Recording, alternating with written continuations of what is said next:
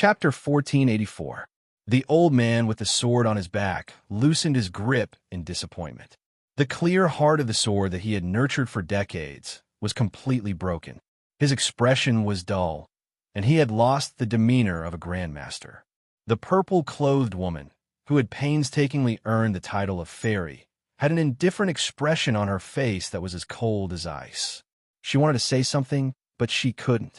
Her watery eyes seemed to be able to speak, and there were actually three kinds of emotions in them: reverence, admiration, and guilt. The man from the Western Shu family put away his thoughts of fishing in troubled waters and put on a submissive posture. He tried to maintain the bearing of a disciple of a noble family and did not show too much of an opportunistic attitude. His sister was the biggest contrast. Newborn calves were not afraid of tigers. Not only did she not shrink back, she widened her eyes.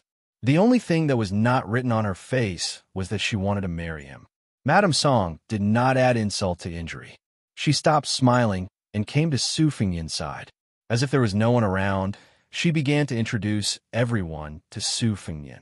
Purple Bamboo Fairy Huang Chunyu is from the Sword Mountain, which is only ranked after the Spring Invitation Cottage. Her master is the Donyo Peak Master, Deng Chong. She was a guest at General Lu's mansion some time ago, and she just came to the Snow Lotus House yesterday. If I'm not wrong, the brother and sister are from the Lu family in Izhou. As for this senior who is unwilling to, disdainful to use his sword, he is called Ruan Jinghua. He is one of the few Jianghu masters in the Western Shu sect. There was once a poet who praised his sword skills as 1,000 riders rolling up snow over a great hill. Therefore, he has the nickname of 1,000 Riders Sword Immortal in the southwest Wuling of Liang. The old Sword Immortal, who had just come back to life, almost spat out blood when he heard the word disdainful. His face was pale, and his lips trembled violently. Su Fengyan finally looked at the old man and asked with a smile, "You are Ruan Jinghua? When you were young, you admired the sword god Li Chungang, so you gave up literature to practice martial arts. You even wrote the famous poem, 3 Feet. The old man was stunned for a moment. This swordsman with no spirit nodded slowly. Su Fengyan said unexpectedly, "Excuse me." Ruan Jinghua only felt that it was unbelievable. Even Madame Song was confused. Su Fengyan laughed softly. There was once a senior swordsman who said that your talent was average and that your swordsmanship would not be good. However, your poems were not vulgar. Ruan Jinghua should not practice swordsmanship and should be a scholar. What surprised the Lu siblings was that after a moment of confusion, Ruan Jinghua seemed to have been possessed by a ghost. Tears streamed down his face as he cried and laughed. He was like a slow-witted child who had been taught a lesson in private school every day and was suddenly praised by a strict teacher one day. At the same time, he was like a poor scholar who had spent his entire life in dire straits. Suddenly, one day, he felt that he could die at night after hearing about the Tao. Huang Chunyu, who was imitating the Wuling Alliance leader Huishan Xianyuan, who was wearing a purple robe, discovered that the three of them were already far away. Ruan Jinghua was still intoxicated. For a long time, he was unable to extricate himself. He raised his head and muttered to himself, "Without a case, without a scabbard, the dark room's night is always bright." A 3-foot wooden horse, an ox could break all the soldiers in the world. I want to know that the sky is about to rain, and the dragon cries out. Walking in the world with a sword, 100 ghosts travel in the night. Flying over the Guangling River, 800 dragons are frightened. People do not know what they want, but the man in green robe laughs. If the heavens did not give birth to me, Li Chungang, the way of the sword would be like a long night. On the way to Lu Huaishi's room, Madame Song explained, according to the spies, the wanderer called Zhang Wuho has secretly joined the new Yi Province general. The main figures of the Yi Province's Lu clan and the elite guards of the Sword Mountain were also honored guests of the Yi Province's provincial governor's mansion. Furthermore, with Huang Chunyu's foreshadowing, it seemed like the purpose of their trip to Snow Lotus City was to win over Lu Huaishi. "Prince, do we need to keep these people in the Snow Lotus Pavilion?" Su Fengyan shook his head and said, There is no need to completely fall out with the Western Shu Dao for now.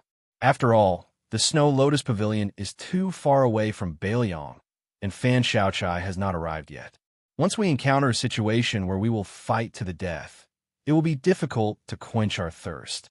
Collecting spies is the most important task of the Snow Lotus Pavilion. It has been in the past and will be in the future. The general trend of the Northwest and Southwest, and the decline of Bailiang and the rise of the other side, depends on the hundreds of thousands of cavalry and spears. As for the Snow Lotus Pavilion and the Whispering Room, if one less person dies and one more spies are sent out, they may be able to change the situation of the war and influence the whole world. Madame Song said softly, "My vision is too narrow." Su Fengyan stopped and looked at Madame Song. He said helplessly, "Madame Song, my mother and Aunt Zhao are old friends. Aren't you afraid that I will feel uneasy when you call me your servant?" Madame Song's eyelids drooped slightly. She reached out to stroke the hair on her forehead and did not say anything. In the room, Yu Qingling was brewing tea. It was not ready yet, so Lu Huaishi was patiently waiting for the tea. When Madame Song and the unfamiliar young man walked into the room, Yu Qingling was just about to brew the tea. Lu Huaishi sighed and said, "Madame Song, you came at the right time." Madame Song sat down, and Su Fengyan stood behind her respectfully. Lu Huaishi smiled and asked, "May I ask who this young master is?" Madame Song's lips curled up for a moment. She said softly, "Young Master Su is Meng Li's junior martial brother. His skills are excellent." The majestic Lu Huaishi waved his hand and laughed. "If that's the case, why don't we sit down and drink some tea together? I respect scholars all my life, but the ones that are to my liking are the Jianghu men with hard fists and hard bones. Unfortunately, I am the guest today, and Madame Song is the host. Since the Snow Lotus Pavilion only provides tea, I can only drink it obediently. Just based on Madame Song's praise of my skills, when young master visits my humble abode in the future, we must drink to our heart's content." Lu Huaishi did not care about trifles. He had an indescribable charm that made it easy for people to have a good impression of him. He was an ambitious person in the western regions in his prime. His boldness did not make people feel as if they were looking down on him. The parents and officials who ruled over a region loved the people as if they were their own children. The generals and soldiers shared weal and woe with each other, and the nobles treated the wise with respect. Although it was rare, the sharp-minded people could still more or less feel the alienation brought about by the difference in status. The Lu family's disciples were gentle, kind, and thrifty. However, when Lu Huaishi spoke to someone, his eyes would look at the other person. He was sincere and free. Every word that came out of his mouth seemed to come from the bottom of his heart. When he saw Su Fengyan sitting down, the smile on Lu Huaishi's face deepened. He then bargained with Madame Song. "Madame Song, young Master Su is a straightforward person. Even if you don't want to give me face, can you give face to young Master Su and ask Miss Yu to bring 2 pots of good wine for him? A dog butcher's big bowl of wine and big chunks of meat. You're a nobleman in the human world." Yu Qingling revealed an inquisitive look. Madame Song nodded. The former swayed her body and slowly left. Lu Huaishi patted his stomach and smiled. "Madame Song, I don't have many tricks up my sleeve. If there's something I want to say, let's get straight to the point. As for whether we'll fight or kill, and whether we can drink young Master Yu's wine, it'll all depend on the will of the heavens.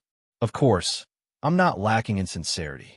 Otherwise, I wouldn't be sitting here alone and drinking tea. Yes, of course, there are 200 of my brothers outside the Snow Lotus restaurant. I didn't want to be sneaky. They're all out in the open. Anyone can see them. After all, I'm only a second-grade master. I don't have the ability to overturn your Snow Lotus restaurant. Not to mention other things. At least I can't bear to let the women in your mansion become widows." Madame Song laughed it off. Lu Huaishi raised his cup and drank the tea in it. He continued, "Not to mention Madame Song, anyone with a brain in Snow Lotus City can guess my ambition. General Lu's mansion. Of course I want to be a real general.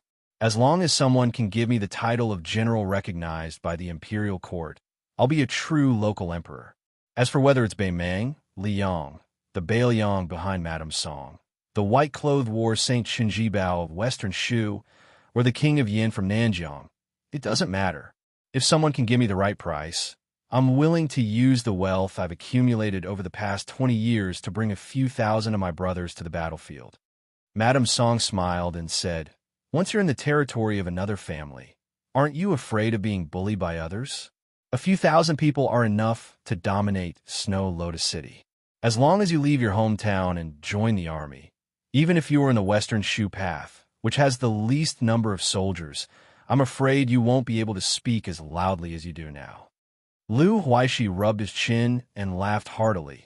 That's why it's one thing to wait for the right price to raise one's status. It's another thing to open one's eyes and find a family that's easy to get along with. Otherwise, I wouldn't have been unable to get the title of general until today. To be honest, Huang Chunyu, who lives in Madame Song's Snow Lotus Pavilion, is just one of the many forces that have offered to recruit me. Other than the Western Shu Path promising me the title of a general with a surplus title and the right to command 3,000 troops, the Southern Jiang offered me an even higher price. A secret messenger from the Dragon Palace promised me the title of a general of the lower third rank, Fenwu General, and one of the generals of the Liang Imperial Court. He also promised me that as long as I reach Nanjiang, I'll be promoted to the position of a general on the same day. Furthermore, all the brothers who leave Snow Lotus City will not be separated. Not only that, he also promised me an additional 6,000 troops. As for the Zhao family of Liang, someone from the Weaver Bureau of Western Shu also came to my mansion. It's just that he's a little petty, so I won't mention it. However, Madame Song continued, the Northern Barbarians offered the highest price. It's definitely impossible for you to become a general of the Beimang, but at the very least, you'll be a general's. They might even promise you that after you conquer Beiliang and conquer the Central Plains, you'll be a governor of the border. At that time, you'll have enough military merits, and the title of a prince with a different surname will be just around the corner. However, General Liu isn't sure about the outcome of the war at Liangmang. He's afraid that Beiliang will bully the weak and fear the strong. He's even more afraid that Beimang will send you to Liuzhou or Lingzhou to die. Isn't that right? Chapter 1485. Lu Huaishi laughed and said, "Mrs. Song, you're so insightful. I think you're more than qualified to be an assistant minister of the Ministry of War in Liang." Lu Huaishi suddenly lowered his voice and narrowed his eyes, as if trying to hide his sharpness. Rumor has it that there's a Wutong Inn on Mount Qingliang. Women from the Hamlin Academy will replace the young vassal king. It's not bad for Mrs. Song to be a female scholar in that Beiliang. Yu Qingling brought 2 pots of wine. It was Beiliang's green ant wine, which wasn't a rare thing. Even in the capital, which hated Beiliang, green ant wine was still popular, especially among the people. The spicy green ant wine was very popular. Because of its low price and high quality, it was the best choice in Liang's water transport system. Yu Qingling placed 3 bowls on the table. After filling all 3 bowls, the aroma of the wine assailed their nostrils. Yu Qingling knew that although Mrs. Song rarely drank, her alcohol tolerance was astounding. Drinking wine was like drinking water. It was easy for her to make 2 or 3 so-called wine heroes collapse. Mrs. Song picked up the bowl and drank it in one gulp without saying a word. Lu Huaishi also drank the green ant wine in one gulp. When he reached out to ask for more from Yu Qingling, he looked at Mrs. Song and said self-mockingly, "Madam, I think I'm quite straightforward today. Can't Snow Lotus House give me a straightforward answer as well?" Su Fingyin finally spoke. "General Liu isn't very straightforward." Lu Huaishi smiled and turned to look at the only man in more than a decade who could make Mrs. Song willingly serve as his foil. "Oh, what do you mean, young master?" Su Fingyin looked at him and said calmly, "Yesterday there were 2 fights in the alley in the northeast of Snow Lotus City. In the first fight, General Liu lost his adopted son, who was qualified to take on a great responsibility. In the second fight, General Liu personally watched from a distant building. Although he couldn't see clearly, he couldn't determine the depth of my skills.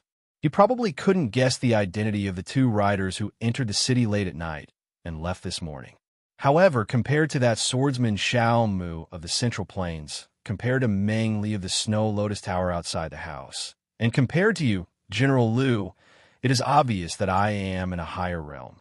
Most importantly, you brought 200 of the mansion's most elite troops and rushed over aggressively, with the idea of subduing the enemy without a fight. The reason why you had the spy you planted in Snow Lotus Parlor tell them to hold back their troops before I enter the room was because you Lu Huaishi learned of my true identity at the last moment. That person was afraid of my cultivation, so he didn't dare to speak. Maybe he wrote King of Bailiang or Su Fengyan on the table with tea, right? Mrs. Song raised her head and glared at Yu Qingling. The latter's face instantly paled. Lu Huaishi put down the wine bowl and rested his hands on his thighs. Then he stood up and bowed with cupped fists. Commoner Lu Huaishi greets Prince Liang. Then Lu Huaishi raised his head and grinned. You can kill me or torture me as you wish, Prince Liang. But Lu Huaishi only asked for one thing, and that is don't blame this girl. Su Fengyan took a small sip of wine. The weather was still cold in late spring, and Lu Huaishi was soon sweating profusely. Su Fengyan smiled. General Liu, take your men back to the mansion first. This king still needs to consider what price Bailiang will offer. All right, when you go back, send the Snow Lotus to Snow Lotus Parlor. Lu Huaishi bowed and left the room.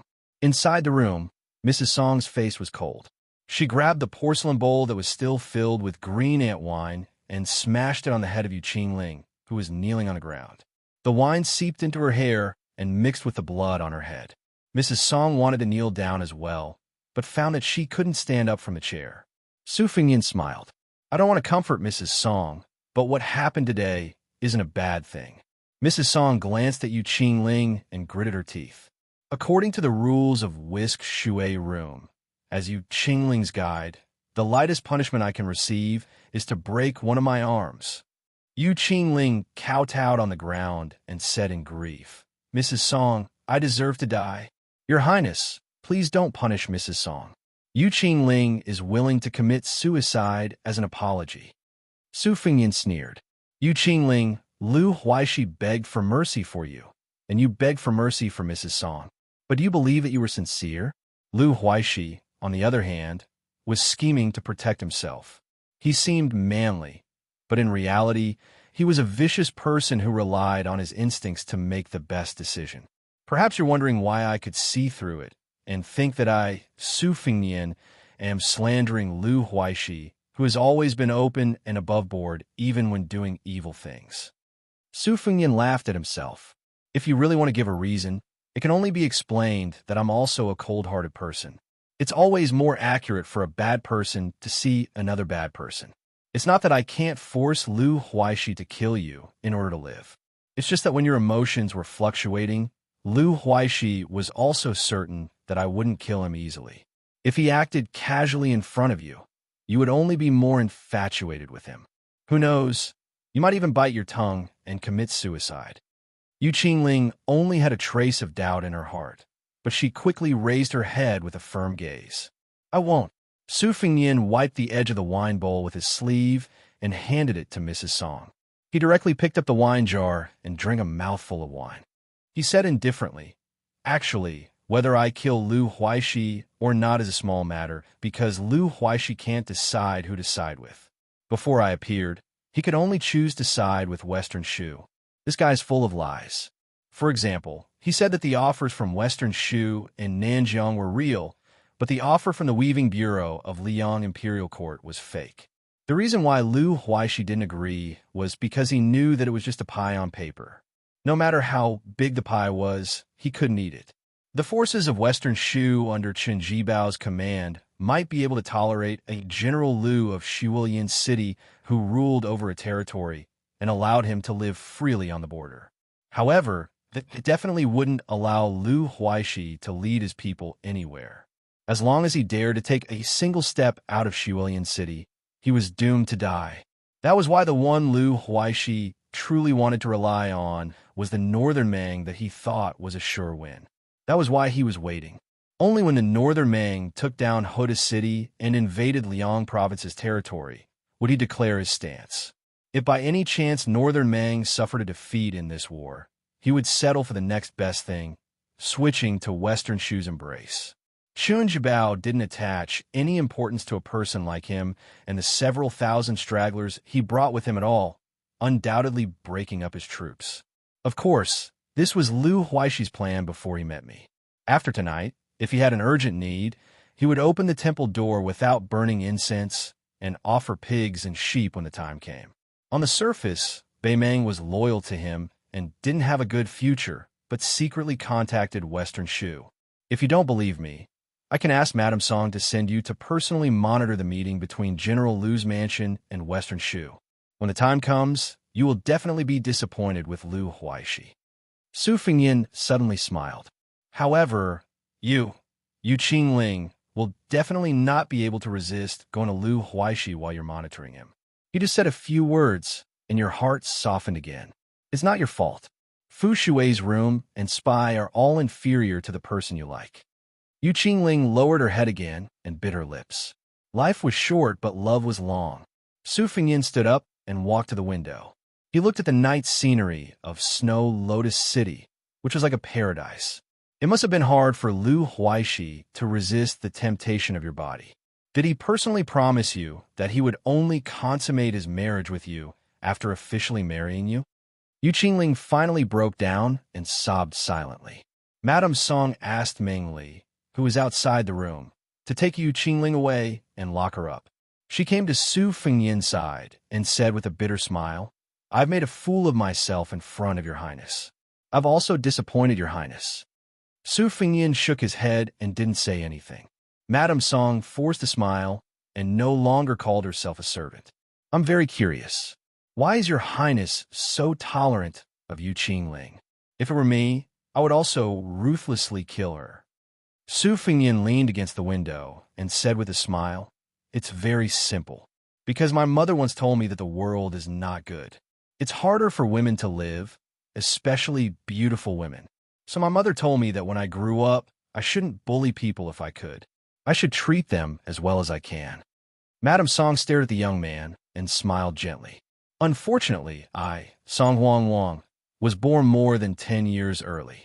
Su Fengyin turned his head and blinked. He asked, Isn't Madame only 20 years old this year? Chapter 1486. Madame Song, who had a high tolerance for alcohol, blushed as if she had drunk 1,000 white cups of wine. Is that so? But I was already 16 years old when I first met the general and the princess with the young lady. Su Fengyin smiled. The two of them leaned against the window. After a long time, Madame Song said softly, Every minute of the night is worth 1,000 gold. Young Master Su, do you want to rest? Do you need someone to serve you? Su Fengyin said seriously, The bed in my room is a bit small. Madame Song spat, stood up straight, and turned to leave. She said, I just don't like to be eaten by an old cow. What do you mean by looking 20 years old? Who are you trying to fool? Su Fengyin smiled and said, If you have a chance, go back to Baoyang. My sister will be very happy. She stopped and sighed. She shook her head and left the room. Su Fengyin took the wine jar from the table and leaned against the window to look at the brightly lit Snow Lotus City. After drinking more than half of the wine, there was a knock on the door. He turned around and said, Come in. Swordsman Xiao Mu and the young boy and girl who were taking refuge in the Snow Lotus building walked into the room together. Xiao Mu cupped his fists and said, Young master, I have received the Snow Lotus. I will go to Baoyang to work for you in half a year at the latest. Su Fengyin nodded and smiled. I trust you. Ma Jiabao's daughter immediately gathered her courage and asked, Hey, senior sword immortal, did you win against Tuoba Bodhisattva? Su Fengyin joked, After the fight, I vomited a few pounds of blood. Do you think I won? The young girl exclaimed, So miserable. The young boy said carefully, Uncle Xiao said that your opponent is the second most powerful expert in the world, the army god of Beimeng. Senior sword immortal won't be embarrassed if you lose by accident. Su Fengyin looked at Xiao Mu, who was deeply grateful to him, and said, I will leave Snow Lotus City early tomorrow. Please go to Ma Jiabao. You can bring Meng Li from the Snow Lotus building. He is also a second-grade master. Xiaomu nodded and did not refuse. The youth suddenly blushed and asked, Senior Sword Immortal, that heartless old man likes to lie. Why don't you tell me the truth? If I practice martial arts, can I become an expert? If I don't have any achievements in martial arts, then I'll just be an honest lotus collector in the future. Su Fengnian smiled and said, Your aptitude isn't very good, but your luck shouldn't be bad. Otherwise, you wouldn't have met that old man, Xiaomu, and most importantly me. So I'll give you a suggestion. Do you want to listen? The young man nodded vigorously while pecking at the rice. The young girl rolled her eyes and said, Grow up. Su Fengnian said, I have a brother who traveled alone in Jianghu before he became a top-notch swordsman. You can ask Uncle Xiao to take you to Jianghu in the Central Plains. If you think it's boring to travel alone, you can elope with Miss Ma. The young man was at a loss. He looked forward to it and felt nervous. He smiled foolishly at the young girl. The young girl pointed at Su Fengnian and said angrily, Is there a senior sword immortal like you who wants to do nothing but play tricks? Hong Shuji wants to travel in Jianghu, fine. But if he wants to follow you, you have to teach him swordsmanship. Su Fengnian joked, Oh, you haven't married him yet, but you already know how to make plans for him? The young girl turned her neck and acted like a rascal. Just tell me if you agree or not. Xiaomu rubbed the young man's head. Then, with eyes full of smiles, he pretended to be angry and glared at the young girl. What's wrong? Little Ma, do you dislike Uncle Xiao's martial arts? Although Uncle Xiao can't compare with Senior, in Snow Lotus City, I can still fight with Lu Huaishi for hundreds of rounds. In Uncle Xiao's hometown in the Central Plains, the descendants of the 4th or 5th rank local officials want to be my disciple and learn the sword. Miss Ma, you have to eat one bite at a time. Don't eat until you become fat. If that happens, it won't be you who dislike Uncle Xiao, but Hong Shuji who doesn't want you anymore. Compared to Su Fengnian, who killed people with bloody means, the young girl who was closer to Xiao Mu said shyly, Uncle Xiao, you're not a good person either. Hong Shuji will become bad sooner or later if she follows you. I'm worried. The young girl stomped her feet and ran out of the house with Hong Shuji. They started to discuss how to elope and travel in Jianghu together. Xiao Mu cupped his fists and said sincerely, Senior, take care. Su Fengnian hesitated for a moment and said with a smile, I'm not a senior. I'm younger than you. Xiao Mu was stunned and said, Senior, you're very humorous. When Xiao Mu walked out of the house, 2 women walked in together. They were the purple bamboo fairy, Huang Chunyu, and the arrogant woman from the Lu family who couldn't control her mouth. Su Fengnian was a little self-deprecating. Had he become the most popular courtesan in a brothel? The woman from the Lu family, who had changed back into a woman's dress, questioned, You broke Marquis Zhang's tendons and destroyed his martial arts. You made him live a life worse than death. Aren't you afraid of revenge? Su Fengnian didn't pay attention to the woman with small breasts and no brains. He looked at Huang Chunyu, who came from a sword mountain, and asked, What's the matter? Compared to the arrogant woman from the Lu family, Huang Chunyu naturally had more experience in Jianghu and knew how to deal with people. She didn't pretend to be a girl of Jianghu. Instead, she bowed like a weak and virtuous woman. After straightening her slender waist, she said in a soft and apologetic voice, Grandpa Ruan has left Snow Lotus City. He said that he wants to follow the footsteps of a senior and travel with a sword. Grandpa Ruan asked me to tell you that he has no regrets in this life. He also said that he already knows your identity, but he won't say a word. Grandpa Ruan also said that in his lifetime, he will write a famous poem for you. Su Fengnian leaned against the window with some kindness in his eyes. Okay. Huang Chunyu's eyebrows were like flowing autumn water. She said tirelessly, Our sword mountain accounts for nearly half of the 10 sceneries of Western Shu. They are the Bamboo Sea, Old Lord Pavilion, Ling Yun Stone Buddha, and the Moonlight Cauldron. If you pass by Western Shu in the future, I hope you can come to the Sword Mountain to enjoy the scenery. If you don't mind, I can lead the way for you. Su Fengnian smiled. If I have the chance to go to Western Shu in the future, if I still have the leisure to enjoy the scenery, then I will definitely go to the Sword Mountain. Huang Chunyu smiled innocently. It was hard to imagine that she was the cold beauty who was famous in the Jianghu of Western Shu.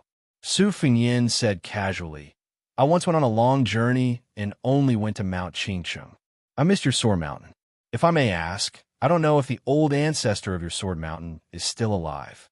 I only know that the old ancestor went into seclusion to comprehend the sword many years ago. There's been no news of him in Jianghu for so many years. When it came to the secrets of the sect, Huang Chunyu's expression was a little awkward. For a top sect, it didn't matter how many people there were.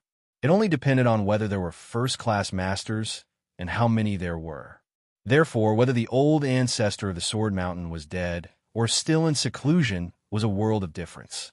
Old Ancestor Du of the Sword Sect was a martial arts grandmaster who had fought Li Chungang on his way to Shu for the sword trial. He was a rare existence in the entire Western Shu.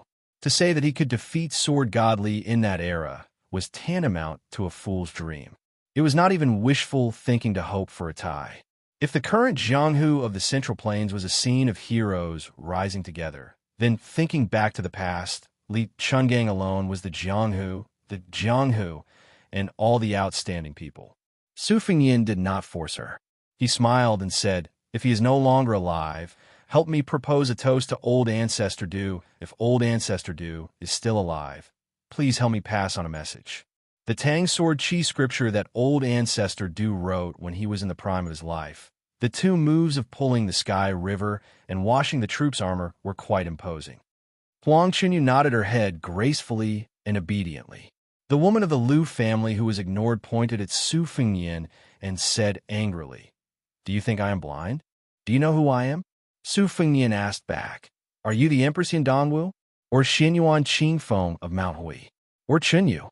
Then Su Fengyin said coldly, if you are not, then get out of here. She bared her fangs and brandished her claws, shouting, I will bite you to death, as she ran towards Su Fengyin. Huang Chunyu quickly said goodbye and hugged this reckless girl's waist, quickly bringing her out of the house. After Huang Chunyu stepped out of the door, she suddenly turned around and said with a smile, young master, I almost forgot to tell you. Grandpa Ruan said that he has already thought of the title of the poem. It will be called The Journey of the Fierce Blade in the Snow. Chapter 1487. The second chapter is Before Midnight. The third chapter is Before Midnight. Su Fengyin had already left the city when the sky was still dark. Madame Song personally saw him off, and the two parted at the city gate. Lanterns were hung high on the city wall, making it as bright as day. Su Fengyin noticed that Madame Song, who was dressed elegantly, had not only changed into a red, yellow, wide-sleeved gown, but also seemed to have put on some makeup. She sat high on the horse, her beautiful skirt trailing behind her. Under the illumination of the lanterns, she looked especially beautiful. Su Fengyin had already discussed all the matters that he needed to pay attention to in the Snow Lotus house. Feigning civility with the fence-sitter Liu Huaishi was of the utmost importance. The spies from Beiliang and Western Shu would use this person as bait. Su Fengyin wore the old cold knife that had broken into two pieces at his waist. He carried an inconspicuous cotton bag with a few changes of clothes and some yellow and white items on his back. As they parted, Madame Song lived up to her reputation as the woman who had written the phrase, carrying a knife and standing alone in all directions, shining through the clouds at night.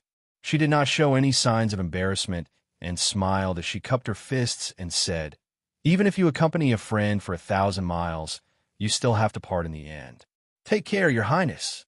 Su Fengyin nodded and reminded, like I said before, the Snow Lotus House is only the Snow Lotus House. There is no need for you to personally participate in the battle. Unless it is absolutely necessary, don't try to be a hero. It is not easy to find a three-legged toad, but there are plenty of two-legged men who want to be heroes. Madame Song smiled and said, is that so? I thought all men were three-legged. Su Fengyin laughed it off and then said seriously, don't think that I am being overly sentimental. It is fine if Beiliang and Western Shu coexist peacefully. However, as long as Qinjibao turns his attention away from the Central Plains, he will soon reveal his true intentions. At that time, Not just your Snow Lotus House, but all the strongholds of the Fu Shui House in Western Shu and Nanzhao will be uprooted overnight. I don't need to say much about Chun Jibao's style of doing things. That is why I've already asked Chu Lushan to arrange your escape route. All of you are priceless treasures of Bailiang. Madame Song's eyes were calm and peaceful. Su Fingyin took the cold blade from his waist, which had been broken in the fight, and threw it to Madame Song. Northern Cold Blade only kills outsiders. Su Fingyin's figure gradually disappeared into the distance. Madame Song held the cold saber and slowly raised her hand. She was unwilling to put it down. The simple and austere saber and the slender and delicate arm formed a sharp contrast that could capture one's soul. The burly Meng Li had appeared in the shadows near the city gate. His eyes were complicated and his face was gloomy. Ever since this taciturn man had volunteered to be sent to Snow Lotus City 12 years ago, he had conscientiously helped Song Huangwang build a tall building from the ground. 2 8-story Mandarin duck pavilions were unique even in the rich and fertile land of West Shu. He had been through life and death situations for more than 10 years. Time and time again, he had to dress his wounds alone. Time and time again, he looked at that figure from afar. He could see it, but he could not catch it. Meng Li leaned against the city wall. His expression was uncertain. In the eyes of this bloodthirsty man, Madame Song was like a bunch of enchanting begonias in a silver vase. He was willing to stand in the distance and watch the flowers slowly wither. But if someone wanted to pluck the flowers and put them in their sleeves, no matter who that person was or what status they had, Meng Li would be worried. At some point, Madame Song had put on her cold saber and rode to the foot of the city wall. Meng Li stood in the shadows. She should not have seen his strange expression. Suddenly, Madame Song reached out her hand and fanned near her nose.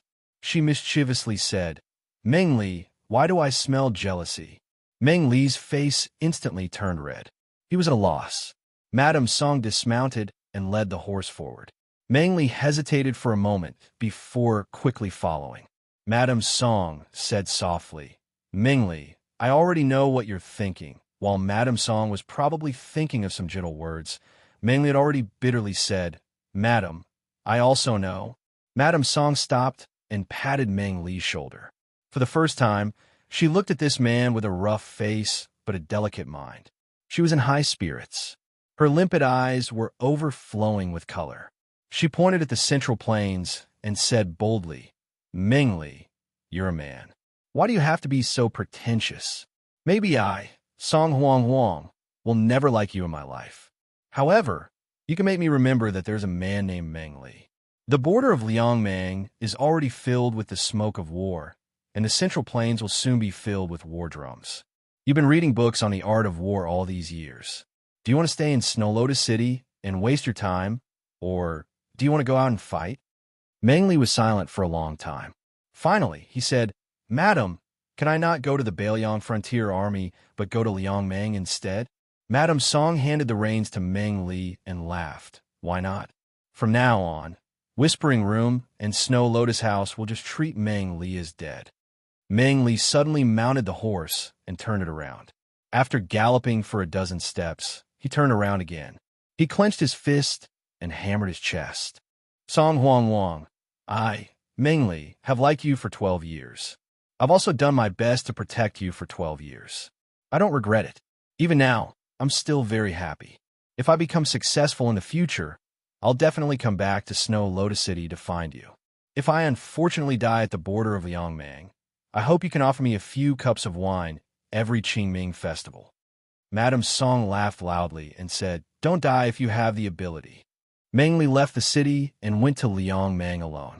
At this time, Song Huang and Meng Li did not expect that in the future Liang Shilin and Jiang Hu to jointly create the 2 auspicious talismans rushing north torrents. Meng Li had unknowingly become one of the first people to set off. Su Fingyin, who had left the city earlier, also did not expect that he would coincidentally encounter a martial arts event in the remote western regions. This caused him to stop for a while on his way back to the north. In the past 100 years, because Li Chungang and Wang Xianji had been too powerful, the entire Jianghu under them was like a fight between ants no matter how much trouble they caused. In addition, Li Chungang and his sword were too elusive. Later on, Wang Xinji's hands were tied in the martial emperor city of the Eastern Sea. This caused the Jianghu of Liang to be lively for 100 years, but in the end, it was not as lively as before. It wasn't until Xianyuan Qingfeng became the chief of the Wulin Alliance that this situation began to change. Of the four grandmasters, Su, Chao, and Tuoba, none of them were pure Jianghu people. Dong Tai appeared and disappeared mysteriously, and the other 10 martial arts judges were also shrouded in mystery. This made Xianyuan Zi, who was rumored to be admired by the Emperor of Liang and who the new Prince of Liang wanted a gift with the martial arts manuals, become the undisputed leader of the Central Plains Jianghu. Apart from the publicly recognized top 10 sects, the Sword Tomb of the Wu family, the Dragon Palace of Nanjiang, and the Fish Dragon Gang of Bailiang were at the bottom of the list after the Martial Arts Society meeting at Great Snow Ping. Many new lists were released near Liangsan. These lists abandoned those martial arts grandmasters and Jianghu sects that were too high in status. They were newly evaluated as the 4 fairies, the 4 sages, and the top 10 sects. In addition, there were also titles such as the 12 chiefs and the 8 demon lords. Although these lists were no longer lofty, it was precisely because they were approachable that they were as vigorous as weeds. Soon, everyone in Liangjing knew about them. Under this general trend, 2 major events occurred in the bustling Liangjing Lake. One was that Xianyuan Qingfeng had come out from his closed-door training. In just half a year, he had comprehended the pass of immortality, and his realm had skyrocketed. He was born from the 12 chiefs of auspicious talisman of the 13 grades of spring and autumn. Xianyuan Qingfeng was the chiefs of sword, saber, and Dao. The second major event was that while Xianyuan Qingfeng was in closed-door training, someone had stolen 16 of the best martial arts manuals from the library in Great Snow Ping. Later, it was said that 6 of the 8 big figures of the evil way had joined hands to do it. Then, a second martial arts society meeting was held in Great Snow Ping. Although Xianyuan Qingfeng did not show up, under the leadership of Huang Fangfua, the chief guest of Mount Hui, he set the tone of the battle between good and evil with those respected sect leaders. For a time, all the heroes gathered and were excited, vowing to hunt down and kill the 6 evil people who dared to challenge the number 1 holy land in Jianghu, Great Snow Ping.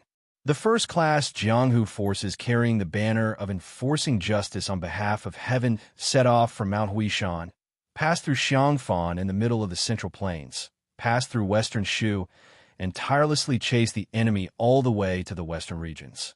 Along the way, countless second- and third-class gangs joined in. Whether they had nothing better to do and wanted to join in the fun or wanted to build a relationship with Mount Huishan, in short, the flow from east to west was getting bigger and bigger. There were thousands of people. The movement was so big that not only the garrisons of Jiang'an Circuit and Western Shu Circuit were alerted, they were in a state of panic for a while. Moreover, it was said that even the young nobles of the Zhao family secretly joined in. Most of them just wanted to see the purple dress of Mount Huishan. A few of them secretly recruited the forces of Jianghu in order to seek self-protection in the imminent turmoil. Therefore, it could be said that the fish and the dragons were mixed together to participate in the grand undertaking. Chapter 1488. At that time, Su Fengyin was riding alone and stopped beside a gravel path that was trodden by traveling merchants all year round. He was a little dumbfounded. This path was actually filled with endless streams of people, and it was a rare scene of a boiling cauldron of voices, as if they were going to a market. Among them, there was a group of Jianghu men who were dressed in bright clothes and were riding on horses. The other women were holding zither, kongho, hule, and other musical instruments. Most of them were Jianghu men who were roaming the Jianghu. They were dressed in bright clothes and riding on horses. The swords and sabers on their waists were all valuable weapons.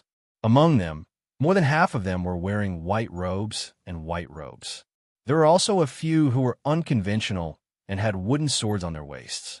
In a mighty group, there were also people riding donkeys and carrying branches. Naturally, these guys were the firm admirers of the peach blossom sword god. Dong Tai, Su Fengyin had been to Liang Lake twice. The first time, he felt like he was walking at the foot of the mountain, where he could only crawl and roll in the mud without being able to see the scenery at the top. The second time, he walked on the top of the mountain, like an immortal who was enjoying the clouds and drinking the dew. It was really an eye-opener for him to see so many Jianghu men who were too good to be humble in one breath. Su Fengnian stopped his horse and didn't move forward. He didn't have a horse that was worth hundreds of gold coins, nor did he carry any weapons. In fact, he was not eye-catching. For ordinary young people who wandered the Jianghu, even if they had a first-class appearance, they didn't mean much to men. Even for women, if they didn't know how to build connections, they could only be a heroine with a little reputation in a county of Banzhou. It was hard to be called a fairy. Even if they saw Su Fengnian, the men just glanced at him, and the women just looked around. At most, they would look back and take a second look. They felt that it was a pity that this handsome young man was not from a famous sect. Otherwise, they could find a chance to win him over. It should be known that the top 10 new talents in the Wulin world were all related to the 10 great sects of the Four Sages. For example, Do Changfeng, who had a toad-like face, liked to stick out his tongue and lick his lips when he was free. Eating at the same table with him would make one lose appetite. Just because he had a good master who had a place in the Great Snow Square of Mount Hui, he was always surrounded by women. Su Fengnian looked at the crowd in front of him quietly and sighed with emotion.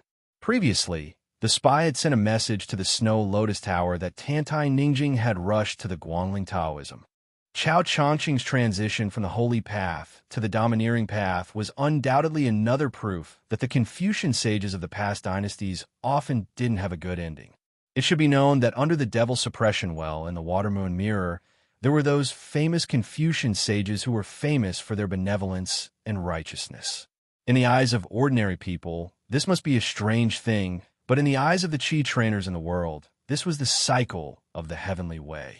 After confirming that Su Fengnian was out of danger, Su Yanbing took a newly accepted disciple to the pass in the south of Lingzhou, bordering Liangshu, to meet his fellow disciple, Han Laozhan. It seemed that he was entrusting his son to him. Perhaps he didn't want to have any regrets before the life and death battle with Huyin Dagwan. Suddenly, someone laughed loudly and swept across the yellow sand. Although this person was excellent in martial arts, he didn't offend the crowd by flying over the heads of the people in the middle of the path. Instead, he rode on the wind beside the path of the unknown people like Su Fengnian. His figure rose and fell like a dragonfly, skimming the surface of the water, bringing up bursts of yellow dust. Su Fengnian was wrapped in the dust. After the master flew over the man and the horse, the yellow sand hit them in the face. Su Fengnian didn't care about it, and just casually scattered the sand. Around him were a lot of people who were forced to eat the sand and curses. A young pedestrian closest to Su Fengnian was stepped on by the flying master on the shoulder. Although he wasn't injured, he staggered and bumped into Su Fengnian's mount. Su Fengnian bent down and gently held the poor guy's head. After letting go, the man raised his head and didn't seem to be flustered and exasperated. He said gratefully with a good temper, "Thank you, young master." Su Fengnian shook his head and asked with a smile, "Where are all of you going?" The man's eyes widened. "Young master, are you from the western regions?" Su Fengnian nodded and said, "I'm heading north from Snow Lotus City. I'm very curious as to why so many Jianghu heroes suddenly appeared here." The young man with an old cotton bag on his back laughed and said, No wonder. Young master, you don't know. Not only are there nearly 1,000 Jianghu heroes on this road, but all the masters of the Central Plains are also heading west. They're divided into 3 groups and are heading to a small town in the western regions dozens of miles away. They're going to meet the Wulin Alliance chief there and discuss how to kill the 6 great devils together. In fact, there aren't many first-class grandmasters on this road. The other 2 groups are full of masters. Hey, it's just that they're moving too fast.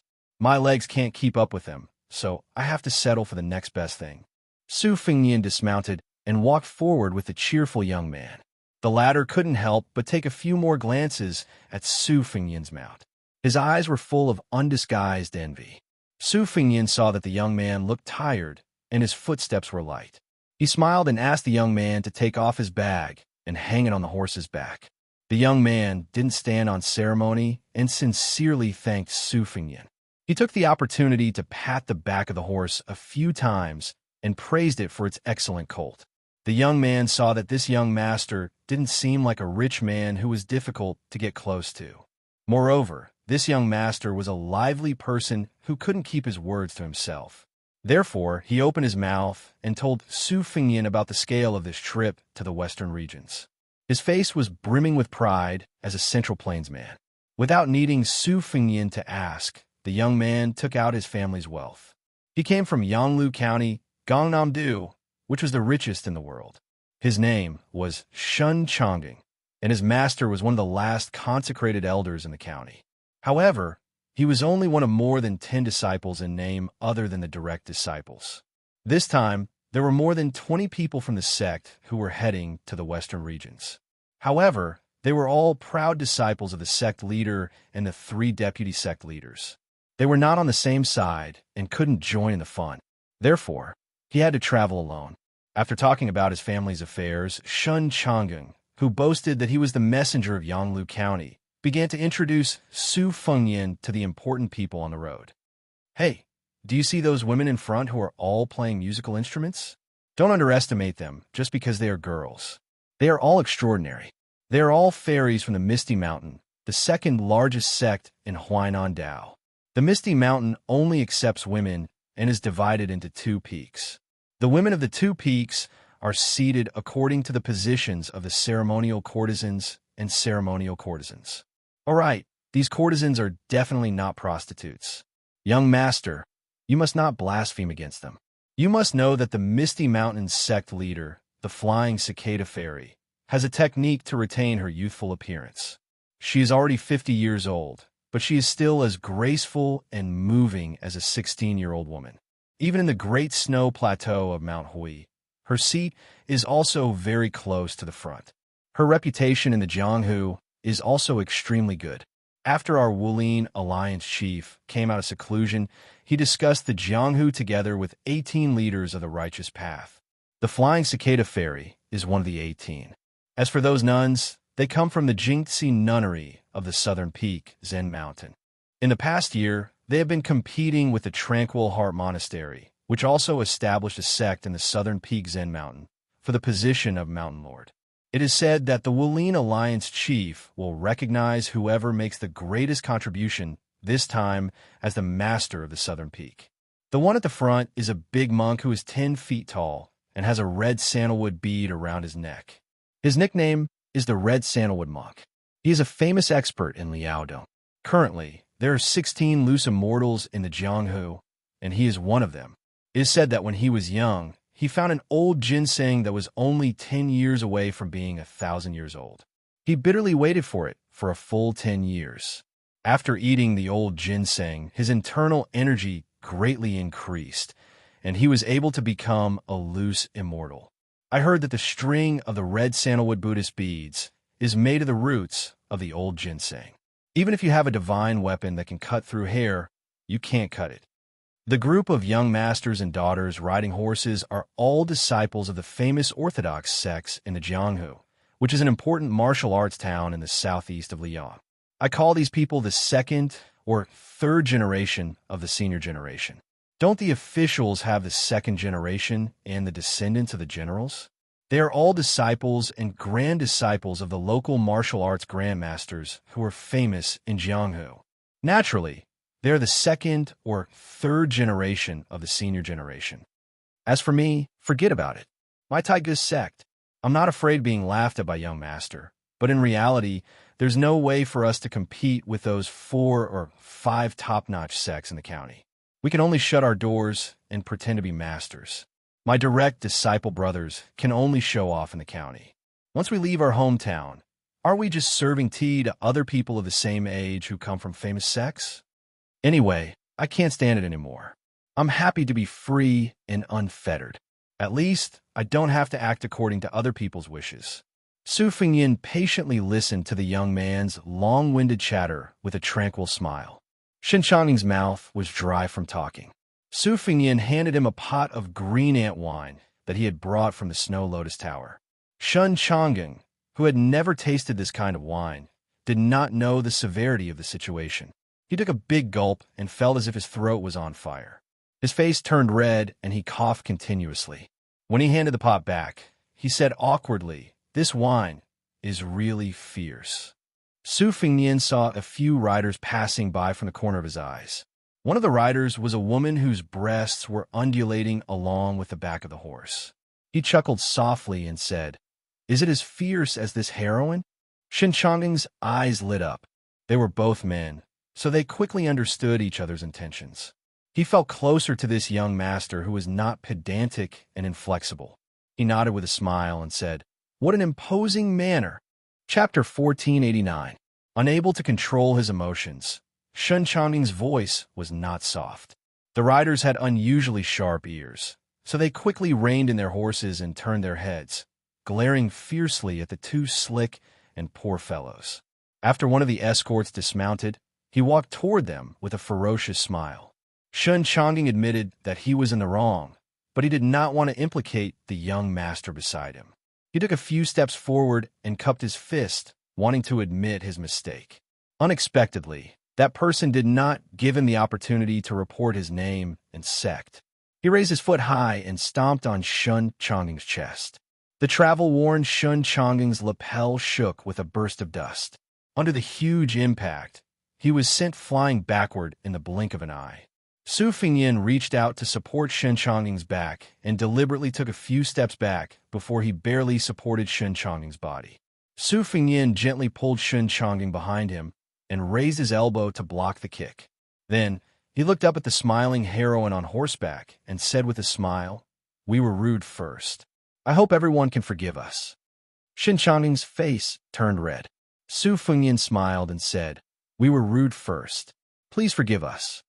The strong young man who did not achieve anything obviously felt that he had lost face in front of the ferry. He deliberately kicked up the yellow sand with the tip of his foot as he ran forward. He made a set of dazzling fist moves with his hands, and dust flew up. He was so imposing that he shouted angrily, "You're looking for death. Forgive you my ass. Grandpa will teach you how to be a man today." But what happened next made the young man's group and all the onlookers on the road not know whether to laugh or cry. They saw the handsome young man pull the troublemaker behind him and run away. He didn't even care about the horse, turning around and running away. The strong young man spat and did not bother to chase. He got back on the horse and continued to talk and laugh with his companions. Recently, there was a new custom in Liangjianghu. The reason was that before Mount Huishanzi became the rightful Wulin Alliance leader, there was a famous contest in Jianghu at the end of the series of famous battles at Quicksnow Mountain Villa. Her opponent was a famous Jianghu figure in his 70s. He had a fiery temper and spoke rudely. In the end, not only was he defeated by Xianyuan Qingfeng, but he also forced the old Jianghu figure to acknowledge her as his grandaunt. In these 2 years, with Xianyuan Qingfeng's unstoppable rapid rise, there were all kinds of father-son and grandfather-grandson fights in Jianghu.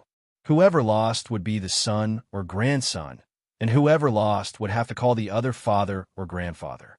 After Xianyuan Qingfeng became the #1 person in Jianghu, challengers were as numerous as carps crossing the river. Her practice was the same as Wang Xianji's in Martial Emperor City.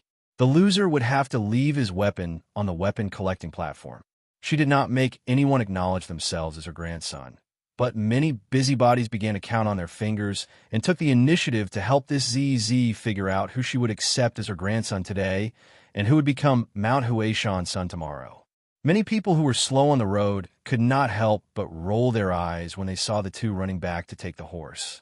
A few young girls even covered their mouths and laughed. Even the thick-skinned Xianxiang was a little embarrassed. But after seeing the calm face of the loyal young man beside him, he felt relieved. He patted the footprint on his chest and said in a low voice, "Brother, I've implicated you this time."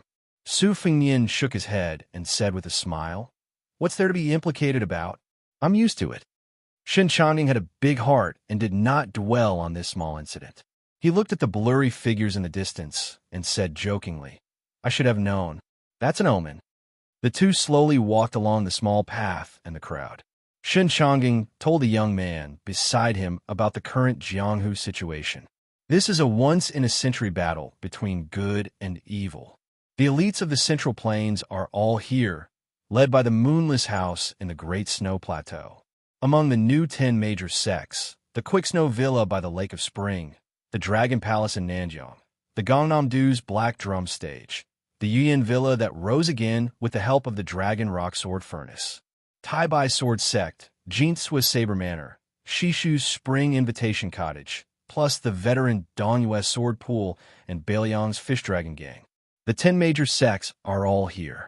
There is a rumor in the Jianghu that the mysterious Finger Grandmaster, Huang Fangfua, is the leader of Mount Hui. As for the whereabouts of the Wulin Alliance chief, no one knows. The only daughter of the Quicksnow Villa's manor lord, Weiqi Liangfu, is traveling in the Jianghu for the first time. The Dragon Palace's palace lord, Lin Hanyuan, is personally leading a group of top experts. The Yuyan Villa's young manor lord, Zhang Chunlin, is traveling west alone with 3 famous swords. The Tai Bai Sword Sect, which once had a land sword immortal, has finally produced a young swordsman who is known as the banished immortal of the Sword Dao. It is said that he has received the guidance of the Peach Blossom Sword God. In just half a year, his Sword Dao realm has improved by leaps and bounds. He has broken through the 2nd grade, 1st grade, Vajra realm, and the mysterious Finger realm. Therefore, this person is also known as the 4 Young Grandmasters, together with the person who is currently staying in Martial Emperor City, Xianxia of Mount Longhu, and the Manor Lord of Xianxia Saber Manor. They are regarded as the most outstanding figures who won't lose to the 4 Grandmasters in the future. This guy who is not even 18 years old, isn't he powerful? Su Fengyan smiled and nodded. Yes, he is very powerful. Shun Chongqing sighed. Among the 4 young people, the Manor Lord of Xianxia Saber Manor is actually more famous than the banished immortal of the Tai Bai Sword Sect. It can't be helped. She is not even 30 years old, but she is already a genuine saber master. Moreover, she is one of the 4 fairies who are famous in the world. She is as famous as the Dragon Palace's palace lord, Lin Hanyuan, the Fish Dragon Gang's gang leader, Lu Nirong, and Lu Hunxian of the Dark Drum Stage. Su Fengyan couldn't help but interrupt. Is the Fish Dragon Gang's gang leader also very beautiful? Xianxia was a little puzzled. Of course, it is said that Lu Nirong, who visited Mount Hui with a martial arts manual, is as elegant as a fairy. Moreover, she is the least arrogant of the 4 fairies. She has a very good reputation in the Jianghu. Su Fengyan didn't know whether to laugh or cry. I see. Shun Chongqing said worriedly. It's just that this extermination of the evil demons is not a sure thing. It is said that one of the demons is a local snake in the western regions. He has thousands of horse gangs under his command. His combat power is not inferior to the iron cavalry of the Bailiang Frontier Army. Moreover, the other 5 demons are also very powerful. During their escape, they have recruited many notorious scums in the Jianghu. Several of them are also at the Master Realm. They can't be underestimated, but I think that evil will not prevail over good. We have Fairy Lu of the Fish Dragon Gang, who is familiar with the terrain of the western regions, to lead the way. Moreover, we have the leader of the Wulin Alliance, who has superb cultivation. I think we'll definitely win. It depends on how much we pay. Su Fengyan whispered. It seems that there are many acquaintances. Shun Chongqing didn't hear Su Fengyan's muttering. He patted his chest and said, Although I am not famous in the Jianghu, I know a few people. When we arrive in that town, I will definitely introduce you to them. Chapter 1490. However, Shun Chongqing soon realized that his boasting had been exposed. The town, which could only accommodate 400 to 500 people at most, was already overcrowded. It had long been occupied by the big shots of the top 10 gangs and the disciples of the second-tier sections. Those with solid connections and thick pockets had also entered the town through the back door. These people who could stay in the restaurants and inns were naturally superior to others. Next were the Jianghu forces stationed at the edge of the small town. Most of them were reputable sects in the provinces and counties, but they could only obediently set up their tents. Next, they would have to eat and sleep in the open. As for a nobody like Shun Chang'eng, in addition to the fact that he had arrived late, he could not even find the Jianghu disciples from the same county that he was familiar with in the dense crowd. He stood half a li away from the small town and could only stare helplessly. Su Fingyin held back his laughter and did not speak, lest this boastful fellow beside him become even more embarrassed. Fortunately, there were some local residents in the town who were good at making money. They pushed their wheelbarrows and started a small business. They sold some dry biscuits, wine, and dry dates. Shun Chang'eng endured his headache and bought 2 small bags of dry dates at a high price. He and Su Fingyin each had a bag of dry dates. A small bag of less than 20 dried dates cost 1 tael of silver. Shun Chang'eng wanted to cry, but had no tears. He squatted in the crowd with Su Fingyin, munching on the dates and muttering gloomily. Su Fingyin looked around. It was naturally difficult to see familiar faces in the vicinity. Obviously, he did not expect to see any Jianghu people he was not familiar with. This made Su Fingyin, who was hoping to try his luck and meet Lin Honyuan of the Dragon Palace, lose interest in staying. He wanted to continue north after eating the dates. Su Fingyin took the pot of green ant wine from the horse's back and handed it to Shun Chang'eng, who had been coveting it but was too embarrassed to ask for it. Shun Chang'eng opened the cork and shook his head. He was not in a hurry to eat it. Many men and women nearby were envious. This made young hero Shun, who was trying to find joy in the midst of bitterness, very satisfied. Su Fingyin squatted on the ground and slowly threw a jujube into his mouth. He wondered why Xianyuan Qingfeng had made such a big fuss. The so-called 6 devils were not worthy of her attention. As for Shun Chang'eng's claim of monopolizing the top 3, Su Fingyin had some meaning that outsiders would not understand. Useless monk, who had died in the hands of Chao Changqing, most likely had met Xianyuan Qingfeng before he was alive. This great master, who made the imperial court bow to him 100 years ago, taught Xianyuan Qingfeng everything he had learned in his life. Lu Songtao did not focus on swordsmanship at that time, but he had the demeanor of a sword immortal. Otherwise, he would not have been able to kill the sword immortal of Jianghu at that time. With Lu Songtao's amazing talent, he must have a unique understanding of bladesmanship, which allowed Xianyuan Qingfeng to bravely advance on the path of swordsmanship.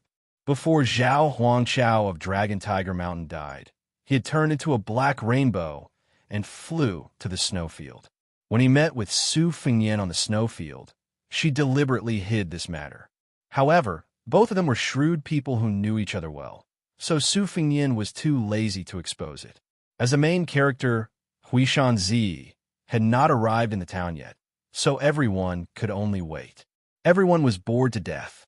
Fortunately, in this banquet where the banner of justice was held high, it was natural for people to make friends with each other. However, every time a late Jianghu big shot passed through the crowd and entered the town, the crowd would burst into thunderous cheers. Of course, those people's reputations in the whole Jianghu would rise to a higher level. Originally, they were just heroes in a remote corner, but now they would soon spread all over Liang Jianghu. Su Fingyin squatted in the crowd and laughed at himself. Among the 14 people who participated in the martial arts evaluation, he must be the only one who was stupid enough to stay here and drink the northwest wind. Su Fingyin suddenly smiled at Shun Chang'eng and said, "Look up." Shun Chang'eng was stunned. He raised his head and looked at the cloudless sky. It was empty, and there was not even a bird defecating above his head. But soon, Shun Chang'eng suddenly opened his eyes wide. Compared with most of the Jianghu people inside and outside the town who were slow to realize what was going on, he was definitely the lucky one. A purple rainbow quickly fell into the town from the distant sky. Shun Chang'eng's eyes were dull, and his mind was swaying. It took him a long time to come back to his senses. He even forgot why the person beside him had such foresight. He just rubbed his cheeks hard and explained to the person with emotion, "It must be the chief of Wulin. How is it? Is it?" Su Fingyin nodded before Shun Chang'eng could say anything. "Yes, it's very powerful." Shun Chang'eng laughed loudly and poured the remaining red dates in the bag into his mouth. Then, in a fit of excitement, he imitated the legendary land sword Immortal who could invisibly kill people with sword chi. He spat out the dates with a few puffs. As a result, one of the dates fell on the back of the head of a man sitting on the ground in front of him. In fact, the force was very light, and it did not hurt or itch. But in Jianghu, one had to pay attention to face more than life. The man suddenly turned his head and saw Shen Chongqing, who was first stunned, and then pretending to look up at the scenery with his mouth closed. He got up and rolled up his sleeves to give the little bastard a few slaps. Shen Chongqing's face was sullen. He turned his head and looked at Su Fengyan, planning to run away again. However, Su Fengyan took the wine jug from his hand and threw it high to the man. He laughed and said, "Brother, don't be offended. If you want to beat people up, we'll accept it. But the world is big, and drinking is the most important thing. Drink up first." The man subconsciously caught the wine jug and smelled it. His face was intoxicated, and he drank it all in one gulp. His whole body quivered, and he gently threw the wine jug back.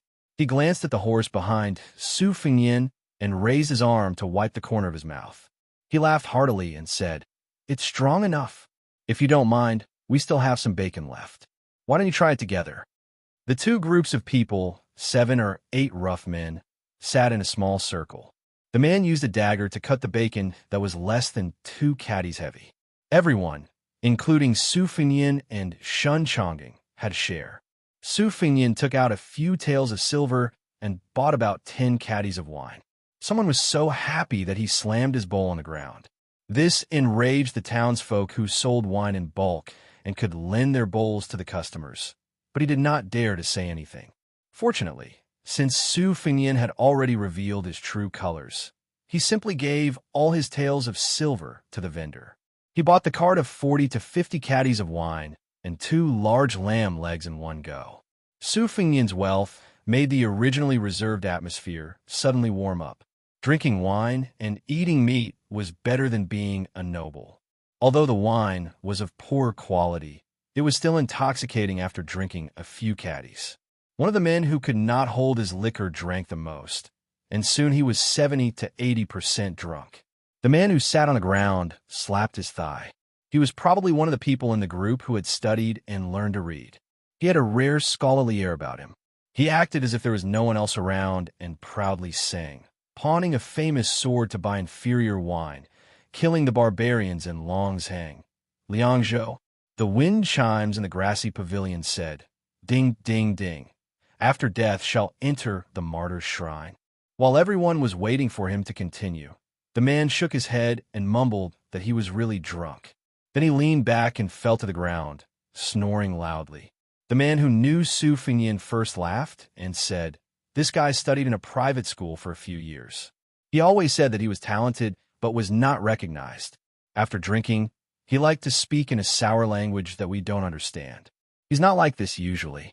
In fact, he's the kind of person who can't take his eyes off a woman's big buttocks." Not far away, a group of people looked at each other angrily and said, "What are you talking about? Is it the death of his parents or his wife?" The man who was talking to Su Fengyan stood up and pulled out his sword. The two sides were immediately at loggerheads. At this time, an unfamiliar woman with a graceful figure and a bridal hat slowly walked over. Finally, she stopped behind Su Fengyan and Shen Chongqing. She slowly took off her bridal hat, revealing a stunning face.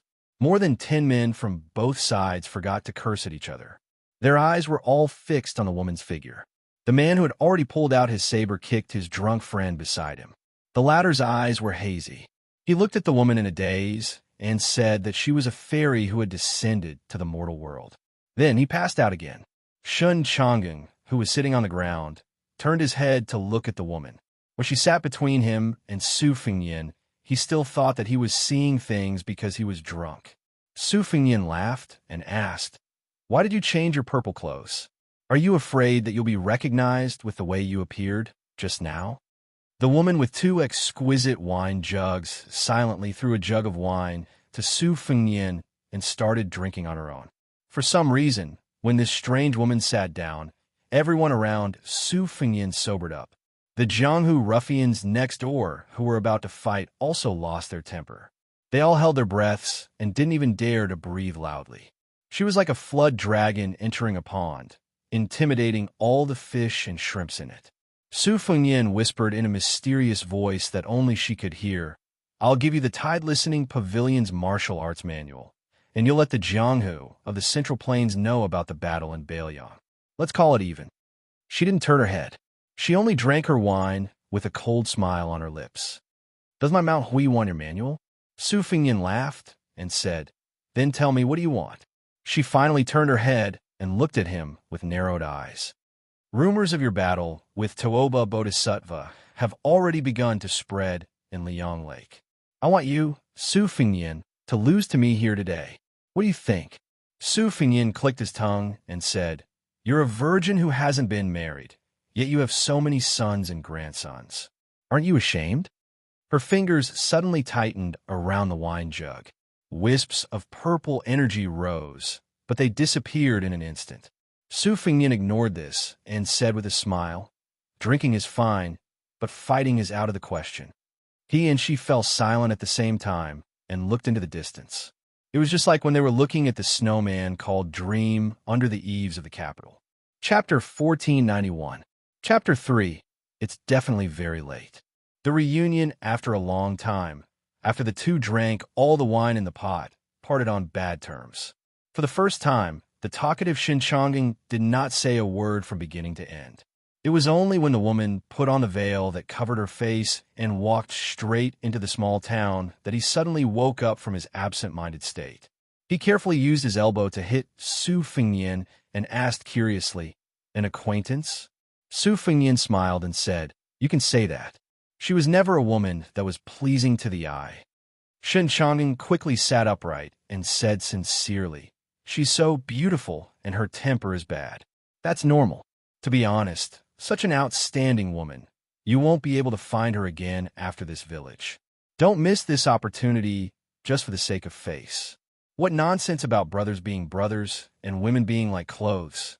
We'll just listen to it and forget about it. But if we take it seriously, we'll be stupid. If you ask me, it's right to not take off your clothes when your hands can break." Su Fengyan could not help but smile and said, "I think you'll definitely find a beautiful wife in the future. When the time comes, you two will walk the Jianghu hand in hand." Xianxia rubbed his hands and said with a face full of fascination, "I'll take your auspicious words." Su Fengyan suddenly saw a familiar figure in the distance carrying a sword box and walking alone. He hesitated for a moment, then got up and said goodbye to Xianxia, leading the horse away. When Su Fengyan apologized again and began to approach the desolate young man carrying the box, the latter quickly turned his head and looked. When he saw Su Fengyan, he had a shocked expression that was similar to seeing his own ancestors floating out from a grave. The originally eye-catching, arrogant demeanor of an aristocratic family was completely broken. He hurriedly trotted to Su Fengyan. If not for the fact that he was worried that his behavior of kneeling down and kowtowing would be too shocking, this young man with 4 famous swords in the box would have done so long ago. At this time, he only cupped his fists and said softly with red eyes, "Zhang Chunlin of Yuyan Mountain Villa pays his respects to benefactor."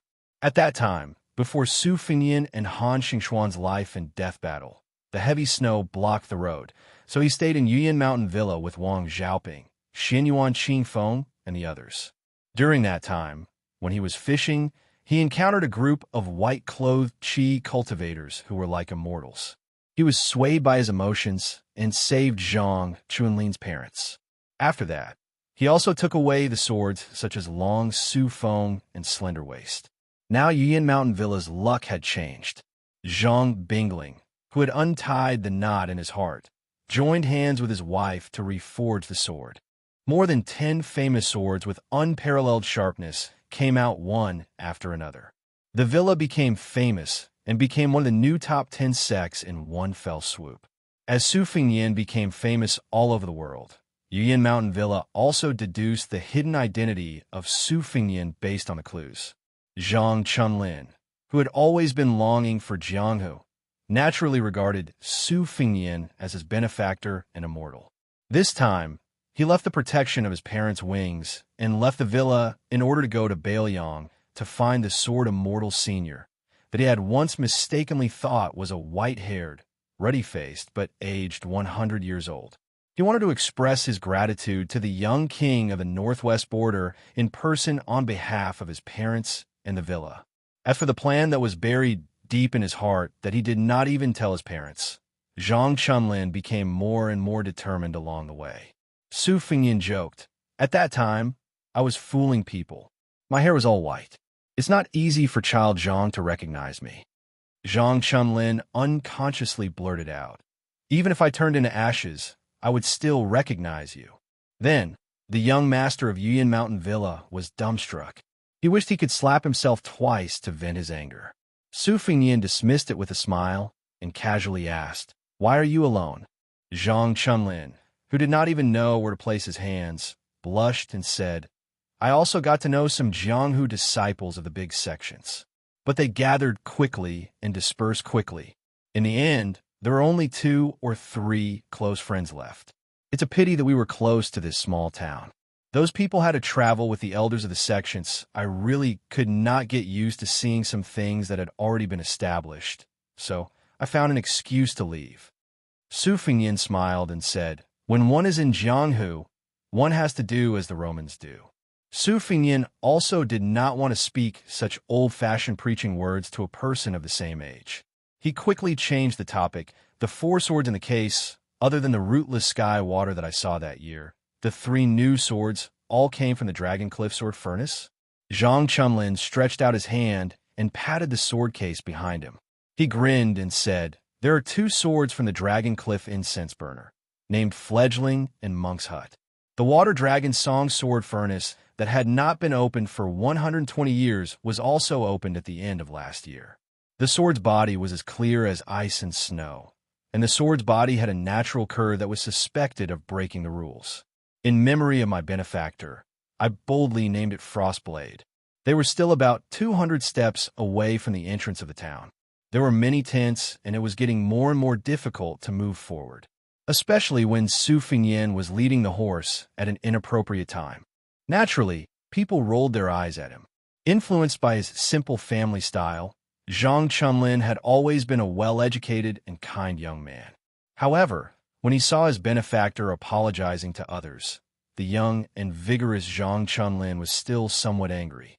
He felt that it was not worth it for his benefactor to apologize to others, but at the same time, he constantly reminded himself not to ruin his benefactor's great plans.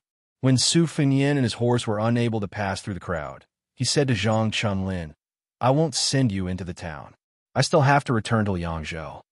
Zhang Chunlin was once again stunned on the spot. "Benefactor, you're not going in?" Su Fengyan said self-deprecatingly, "I won't join in the fun.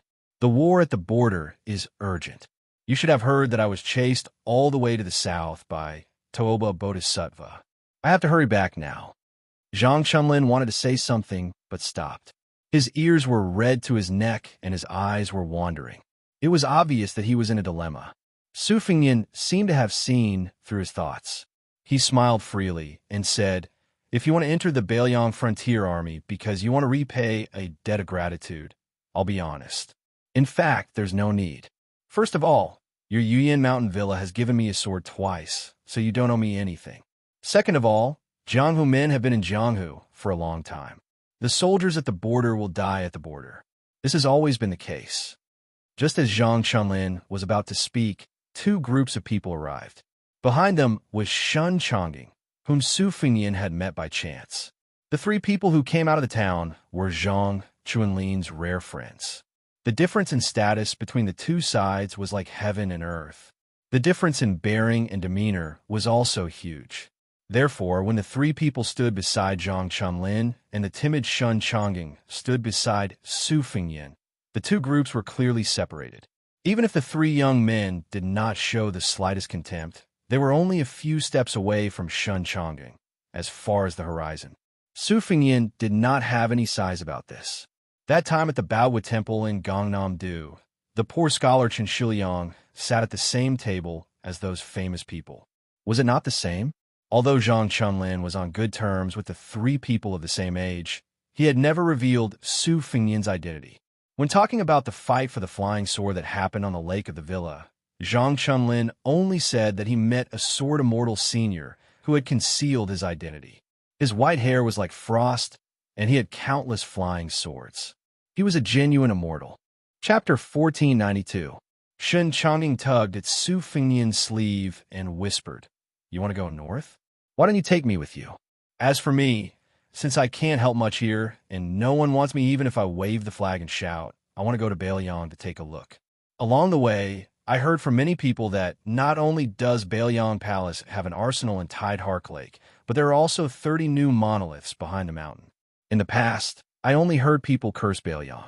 At the beginning of spring, I heard that Bailiang was defeated in Yuzhou, losing one battle after another. What they said was that they threw away their armor and were utterly defeated. In short, the Beimang barbarians came knocking at their door. On this trip to the western regions, I mainly passed through the northern part of the Shishu Road, near Bailiang's Lingzhou area. Only then did I know that some things might be different.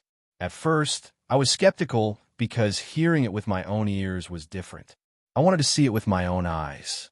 If I was unlucky enough to run into the Beimang barbarians and be trampled into meat paste by the horses, then I'll count myself unlucky. If by any chance it's not like that, when I return to Yonglu County, I want to say something that no one else has said before. Thousands of Jianghu people from the Central Plains enter the western regions from 3 directions. Shen Changing's group was in the middle, passing through the border between the Shishu Road and Bailiang Road. Huang Fangfua's group took the Shishu Road plank road, and the last group passed through Lingzhou under the guidance of the Fish Dragon Gang's Lunarong. Su Fengnian looked at Shen Changing, whose expression was solemn and sincere, and shook his head. "Don't go. People die at the border every day. There's nothing to see. Besides, Bailiang is heavily guarded. You won't be able to reach Huda City, which is the northernmost part of Liangzhou, or Xiaowang City, which is the southernmost part of Heluku." Shen Changing scratched his head and turned to glance at the group of men in the distance. "I casually mentioned to them that you're a local of Bailiang. For some reason, when they heard that someone was leading the way, they insisted on going to Bailiang. They said that since we're already in the western regions, it would be outrageous if we didn't go to Bailiang. It wouldn't be good for us to go back to our hometown and brag that we've seen 300,000 cavalrymen from Bailiang. I have a habit of boasting without a draft. Now I'm Tiime. How about you take us to the southern border of Bailiang, and then we go on our own?" Of course, Su Fengnian wouldn't drag his feet for them. He couldn't slow down his pace towards Huda City. He could only shake his head.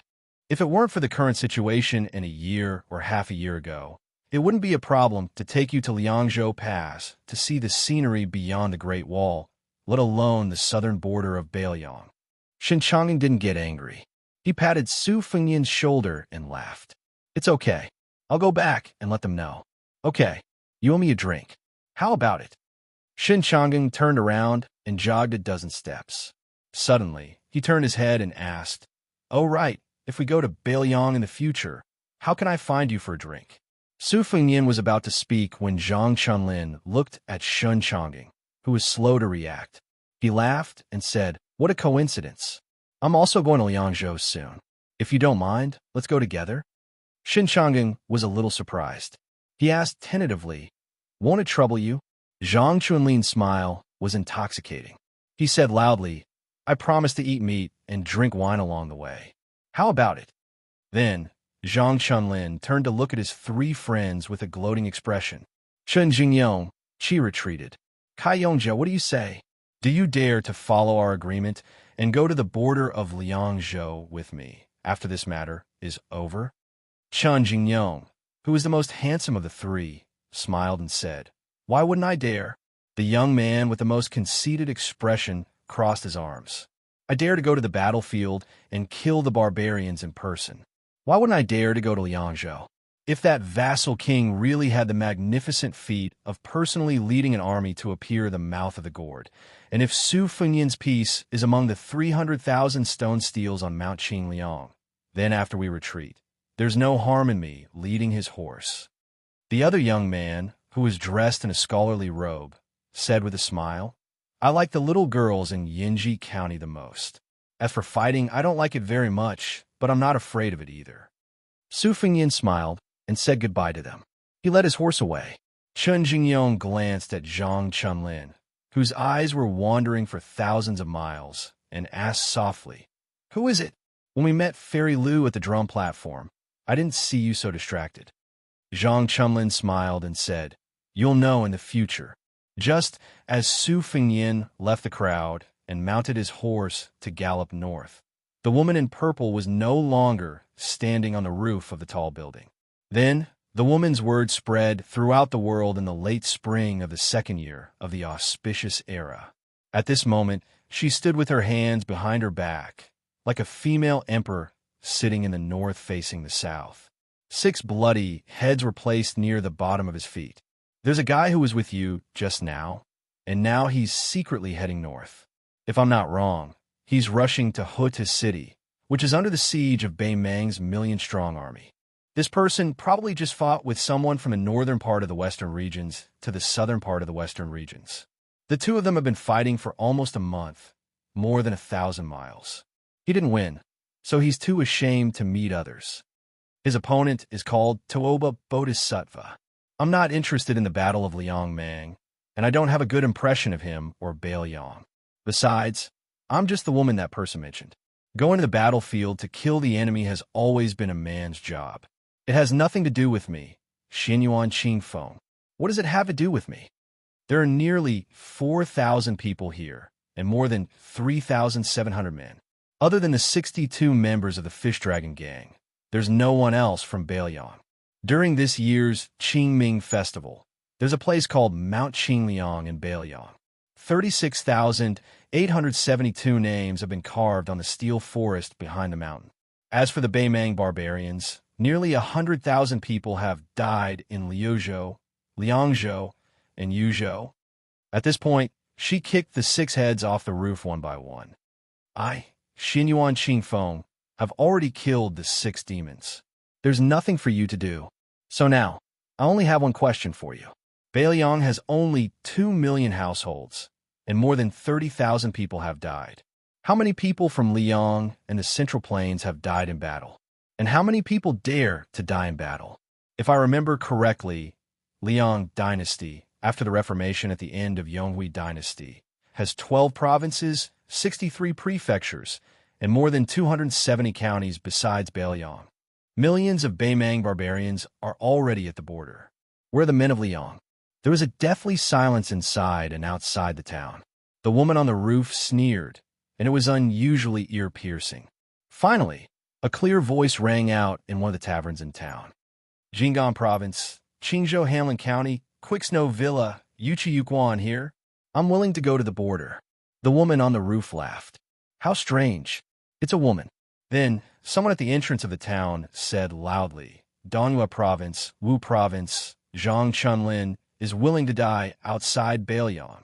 Peach Blossom County, Gangnam-do, has me, Chun Zhenyong. Huainan Province, Peng Province, has retreated, only seeking death. Qingzhou Province, Xiangfan City's Kai Yongjia, dares to fight to the death at the border.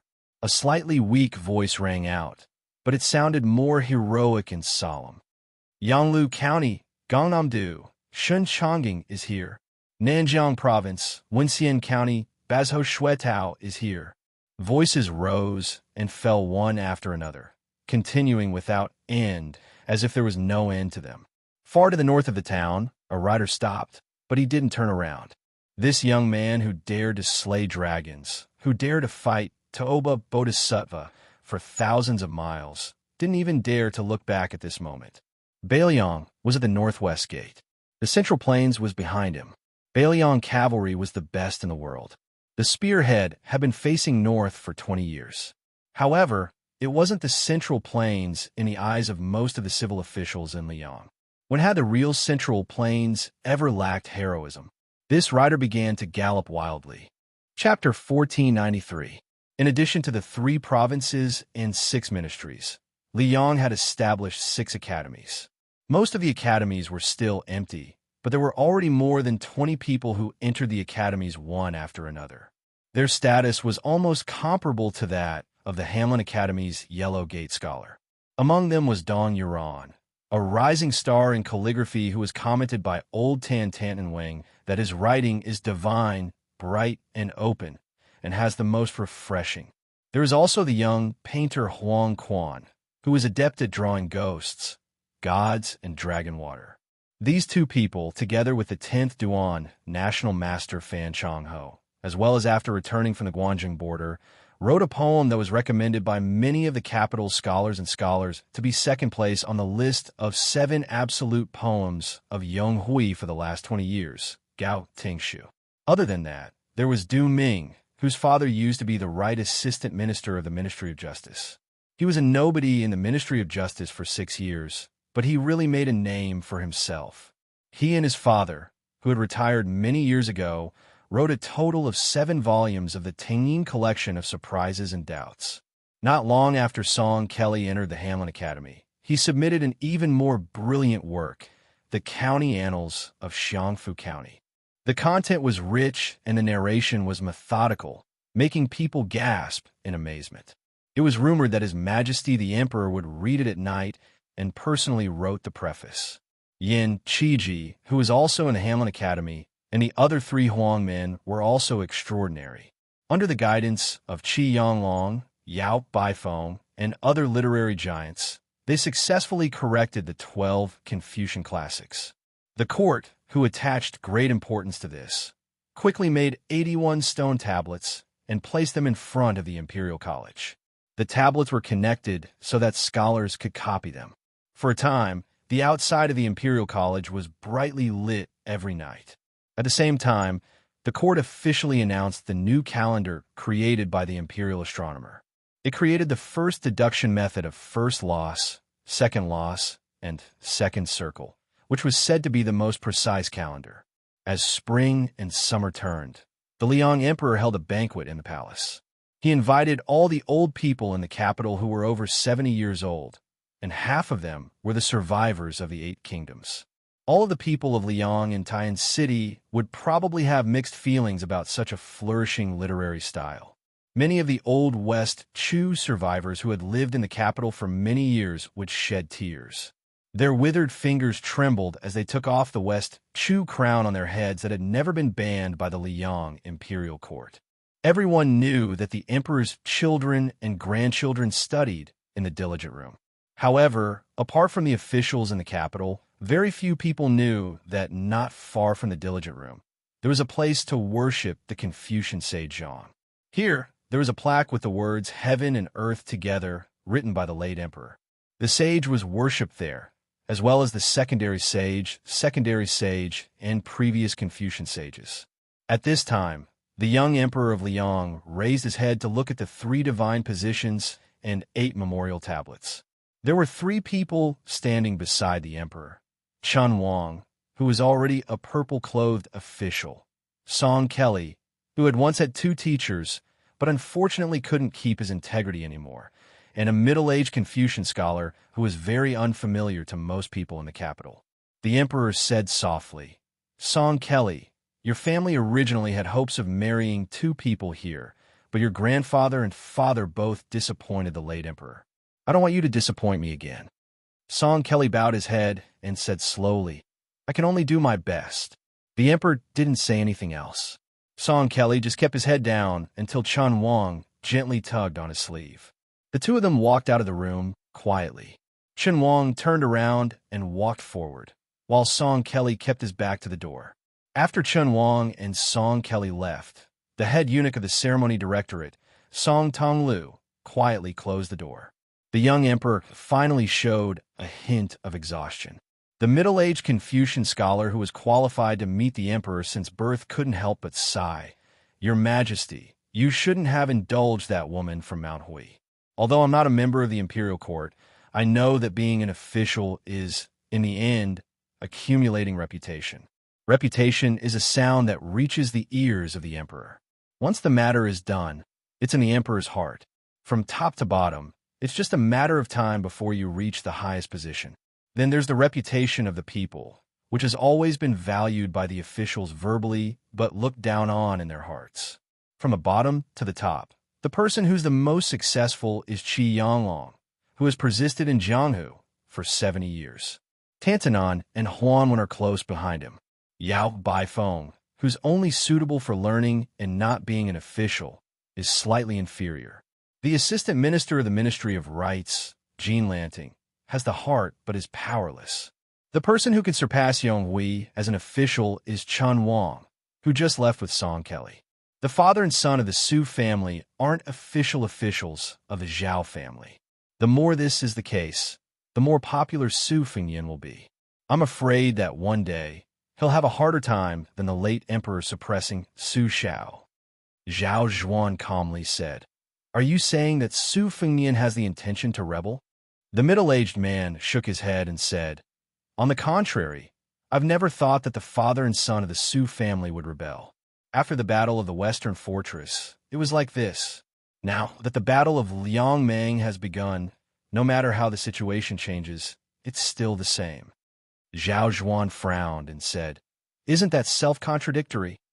The only scholar in the world who could be born as a saint because of his family name and family background, this middle-aged scholar who was respectfully called Duke Yinsheng by the Emperor of Liang sighed again. "It's not contradictory. Your Majesty shouldn't set your sights on the next 10 or 10 years, but should look further. Your Majesty, what's the origin of the rise and fall of each dynasty?" Zhao Zhuan smiled bitterly and said, "Duke Yinsheng's test is so big, I really don't know how to solve the problem from the small. If I say some empty words, not to mention Duke Yinsheng, even I would find it ridiculous." The scholar shook his head and said, "Your Majesty is wrong, very wrong." Chapter 1494. Zhao Zhuan said sincerely, "Duke Yinsheng, please enlighten us. In this place, the two of us have nothing to hide from each other." The middle-aged master of the Duke Yinsheng's mansion did not have the slightest reverence of an ordinary official who had reached the realm of perfection. He just said indifferently, the Taoist saints advocated the 8 words: abandon wisdom, abandon benevolence, abandon righteousness. In the eyes of future generations, even if they don't criticize in their hearts, it is inevitable that they are confused. The reason is that for thousands of years, reading has become easier and more literate. The 8 words of the Taoist saints are like using the word block to control the flood. In the early days, the water was not deep, so it was feasible. But as time passed, it was not feasible. The original voluminous and tedious books became today's children holding a book with tens of thousands of words. Your Majesty, our Confucian school talks about etiquette, music, benevolence, and righteousness. We set rules for the people who read, and the combination of blocking and sparse, leaving gaps between rules for the people to follow etiquette. It is not only a matter of convenience, but also a matter of necessity. The middle-aged man looked up at a memorial tablet. If the first emphasis on etiquette and music is a prescription that our Confucian school made for the emperor to govern the country, then the only respect for Confucianism is a gift that the founding emperor of the Great Feng dynasty gave to the Confucian school. The root of the rise and fall of the world is actually the collapse of etiquette and music that many people, including Your Majesty, regard as a general talk. When etiquette and music collapse, benevolence, righteousness, loyalty, and trust become rootless duckweed. Foreign relatives interfering in politics, eunuchs messing with the government, vassal towns establishing a separatist regime, party fighting to bring disaster to the country, and even the emperor neglecting his duties. Which one of these is not a matter of etiquette? Maybe Your Majesty will say that it is easy to know but difficult to do. You will say that the dike of 1,000 miles can be destroyed by an ant's nest. Everyone knows that. But people are not sages, and the world is so big, the territory is so vast, and the people are so many. As a king, how can you see where the first ant's nest came from, when, and who? Do you think so, Your Majesty? Zhao Zhuan smiled, seeing a little to know the whole, and being immortal is a realm that only the masters of the finger Xian can reach. Zhan studies are still SOSO, but practicing martial arts is really killing me. The middle-aged man also smiled knowingly. He stretched out his hand and opened his 5 fingers to grab the air. By the way, The reason why Su Fengyan is the biggest problem of our dynasty is not that he is disloyal, nor is he unjust. In fact, this young king may be unreasonable in many things, but in my eyes, he is more polite than too many scholars. It's just that Su Fengyan and Zhang Jiulu were cut from the same cloth. They were working for the country, but they were not necessarily willing to work wholeheartedly for the sake of the emperor. Zhang Jiulu set up a dragon gate for the poor people in the world. Maybe in less than 300 years, when the emperor sits on the dragon throne, he doesn't need to pay attention to background at all. In addition, Su Fengyan is invisibly adding fuel to the fire. The deeper the imperial court suppresses Bailiang, the more meritorious the Su family will be. This trend may even be shortened by 100 or even 200 years. I, the Yinxing Duke, am not a saint. I can't see as far as Huang Longshi can see. I can only try my best to do things under my nose. Many sages had good intentions. They did not hesitate to die to open a new path for the future generations. Unfortunately, the future generations may not be grateful to them. The more paths they can take, the more they want to take shortcuts. At that time, when the 100 schools of thought were contending, the people's wisdom was enlightened. Therefore, the Taoist saints' inaction rule was completely reduced to empty talk. The emperor's dream of ruling by bowing down to rule was even more extravagant hope. Perhaps in the future, my Confucianism will also be in deep trouble like this. As the emperor of a country, the late emperor was actually wise enough. Unfortunately, he met Su Xiao and Zhang Jiulu. The middle-aged man did not continue. He sighed with emotion. I'm just a scholar without the strength to truss a chicken. I'm far inferior to Zhang Jiulu when it comes to ruling the country. I'm far inferior to Yuan Bunshi when it comes to planning the country. I'm far inferior to Su Fengyan when it comes to defending the country. I'm far inferior to Xie Guanyin when it comes to creating chaos. I'm far inferior to Huang Longshi when it comes to foresight. But I have one thing that they can't do, or more accurately, they are not willing to do it. That is to abide by their duties. The reason why I specially asked Your Majesty to bring Song Kelly today is very simple. It is because I like his name. I also want Chen Wang, whom Your Majesty has high hopes for, to understand my painstaking efforts. Zhao Zhuan turned to look at the scholar from the Zhang family who never left the house. He suddenly thought of a famous case that shocked the 3 sections. When the current Yinxing Duke was young, an eminent monk from the southern sect came from afar. The other guests in the residence asked 3 questions in succession. Kill 1 person and save 100 people. Do you kill the monk? Kill 100 people and save 10,000 people. Do you kill the monk? Kill 10,000 people and save 1,000,000 people. Do you kill the monk? The eminent monk was silent. No one knew if he had nothing to say or if he had the answer but found it hard to say. It was said that at that time, the young man who had yet to inherit the title of Yinxing Duke slammed the table and stood up. He was furious and scolded the monk for being obsessed with becoming a Buddha and not daring to kill to save all living beings. He was that *T monk. The middle-aged man suddenly said, other than promising Your Majesty that I will go to Guangling Road to deal with Chao Changqing, who has turned into a Ba Dao, I also want to tell Your Majesty one thing. Zhao Zhuan nodded and said, Go ahead, Yinxing Duke. The Bailiang cavalry can be here. The middle-aged man paused for a moment and then said in a low voice, But Su Fengyan must die. Especially if Bailiang defeats Beimang, it will be even more so. Zhao Zhuan nodded expressionlessly. The middle-aged Confucian turned and walked to the door first. He pushed the door open and stepped over the threshold. The sun was in the middle of the sky. He looked up at the sky and raised his hand to block the dazzling sunlight. He whispered softly, So he is a *T saint. Chen Wang walked alone in the palace. He stopped and took out a small piece of redwood that had been fragrant for a long time. He put it at the tip of his nose and sniffed it. He looked up into the distance and said softly, Hey, there is no wind or rain in Great Peace City. What about you? Chapter 1495. The wind rose above Bailiang. At the border between Liangzhou and Liuzhou, a group of about 10 people slowly traveled from east to west.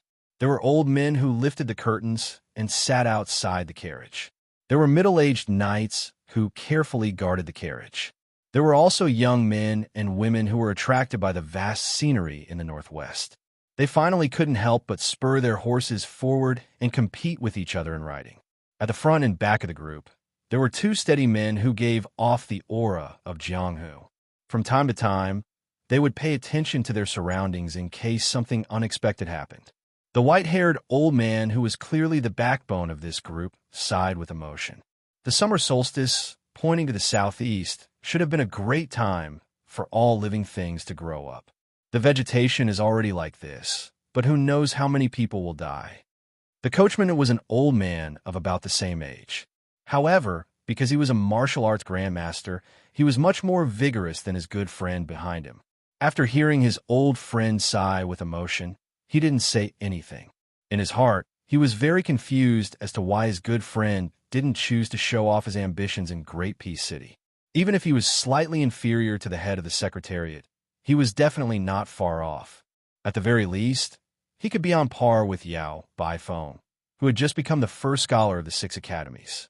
However, since his old friend said that he wanted to come to the chaotic Bailiang, he naturally wouldn't refuse. Without another word, he brought 2 juniors from Jianghu who, like him, disdained to participate in some martial arts convention.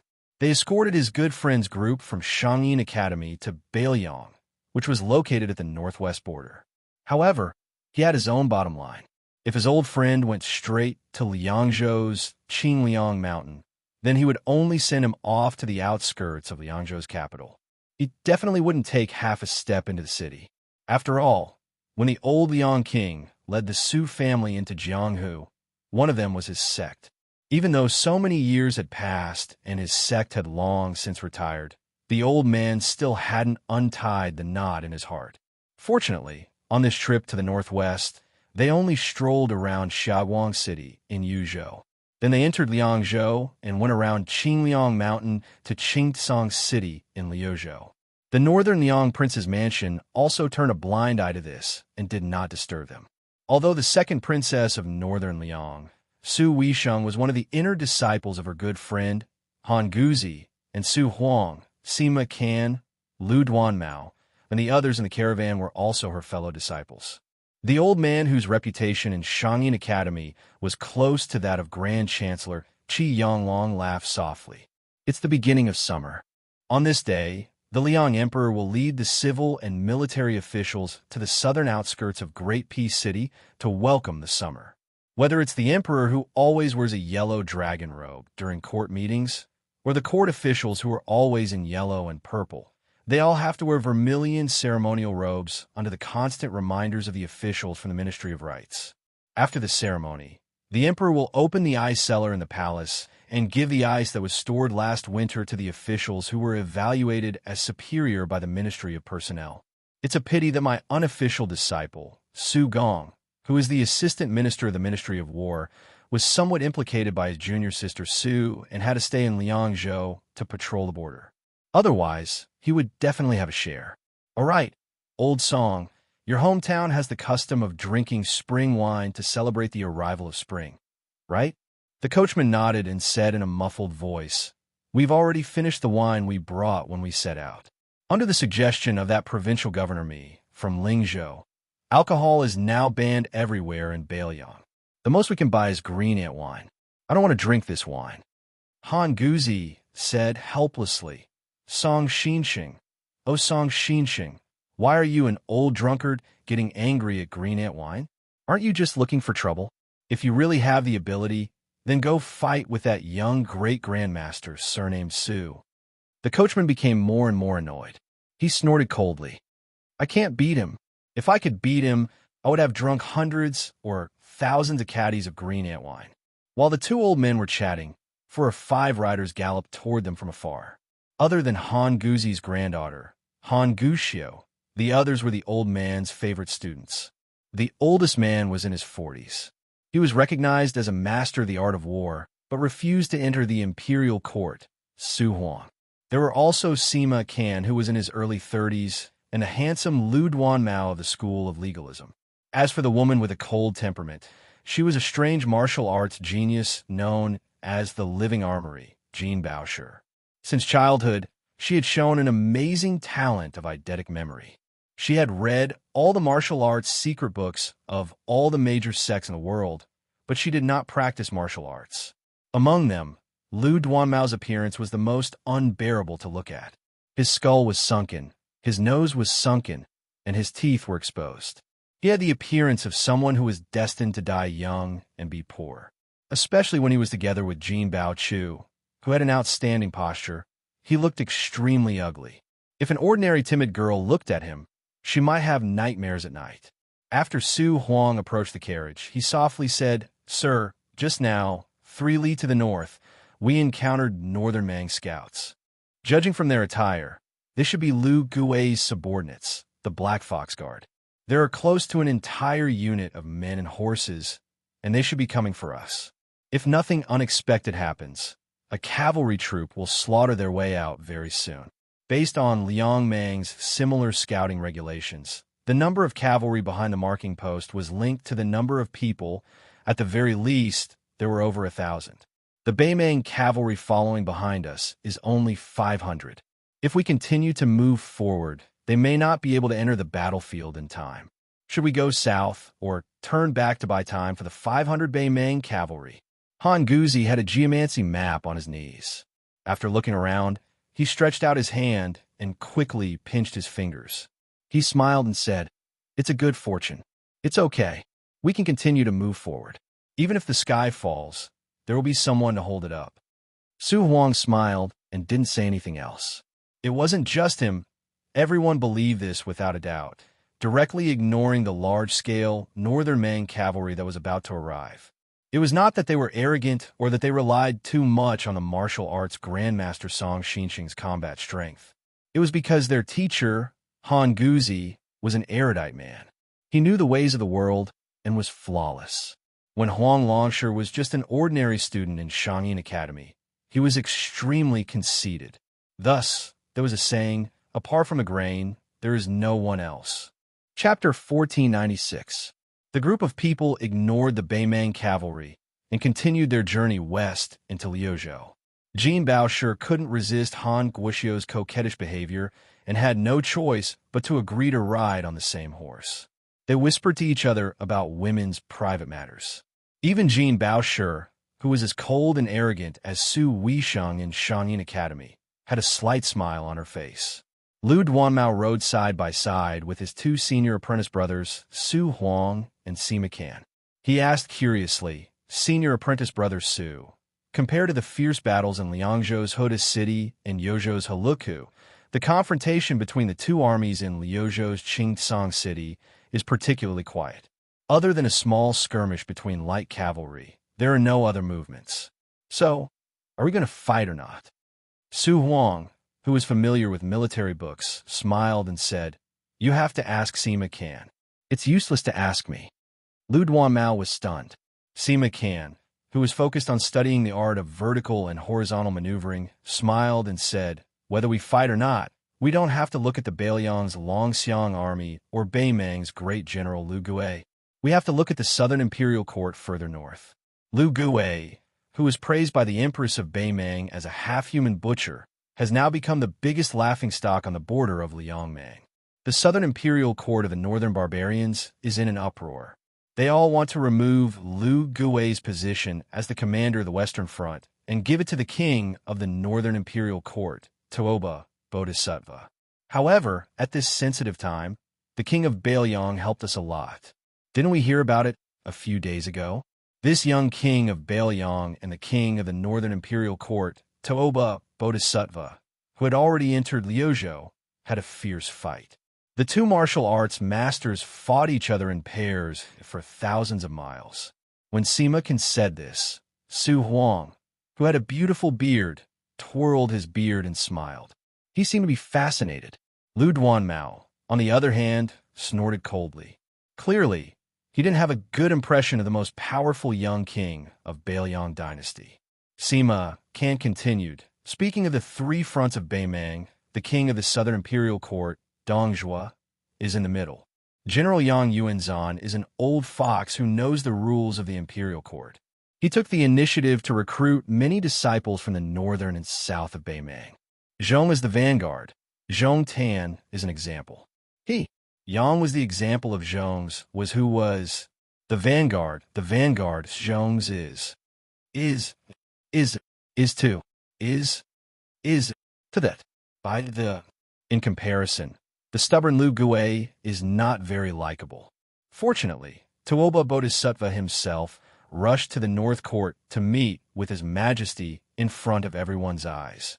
This Beimang war god deliberately lowered his stance midway and didn't hesitate to use his status as the deputy commander of the Western Front to discuss military matters with Lu Gui. He didn't show any signs of trying to seize power. This gave this old general a precious chance to catch his breath. Sima can suddenly laugh to his heart's content. However, the officials of the Southern Imperial Court who were rejected by Lu Gui back then weren't easy to get along with either. When this plan failed, they came up with another. But soon, there was another rumor that the reason the young vassal didn't hesitate to put himself in danger and fight with the king of the Northern Imperial Court in the desert for thousands of li was to protect Lu Gui's position as commander in exchange for peace in Lu Province. Otherwise, if the overly conservative Lu Gui was replaced, the three fronts of Beiliang's border would have been crushed by Beimang's iron hooves. More than 100,000 northern barbarians had died in battle, and the two battlefields of Tigerhead City and Xiaowang City were still in a stalemate. Beimang's army was already filled with complaints, so Lu Gui, who was in charge of Lu Province's military affairs, naturally became the target of public criticism. He became the best choice for the Southern Imperial Court's civil and military officials to vent their anger and resentment. The old woman of Beimang, who has always trusted Lu Gui, probably wouldn't suspect the Eastern Front because of these rumors. The reason she didn't suppress the rumors was because she had no choice but to protect the morale of the army. I'm guessing that she must have sent a secret letter to Lu Gui to comfort him. Sima can gaze into the distance with a grave expression. Will Lu Province, which doesn't have a majestic city and high walls, fight? The answer is that it will definitely fight, and it will be exceptionally bitter. The speed at which people are dying on both sides will definitely surpass that of Tigerhead City and Calabash City. As for when the battle will begin, it will probably depend on when Tuoba Bodhisattva quietly returns to Lu Province.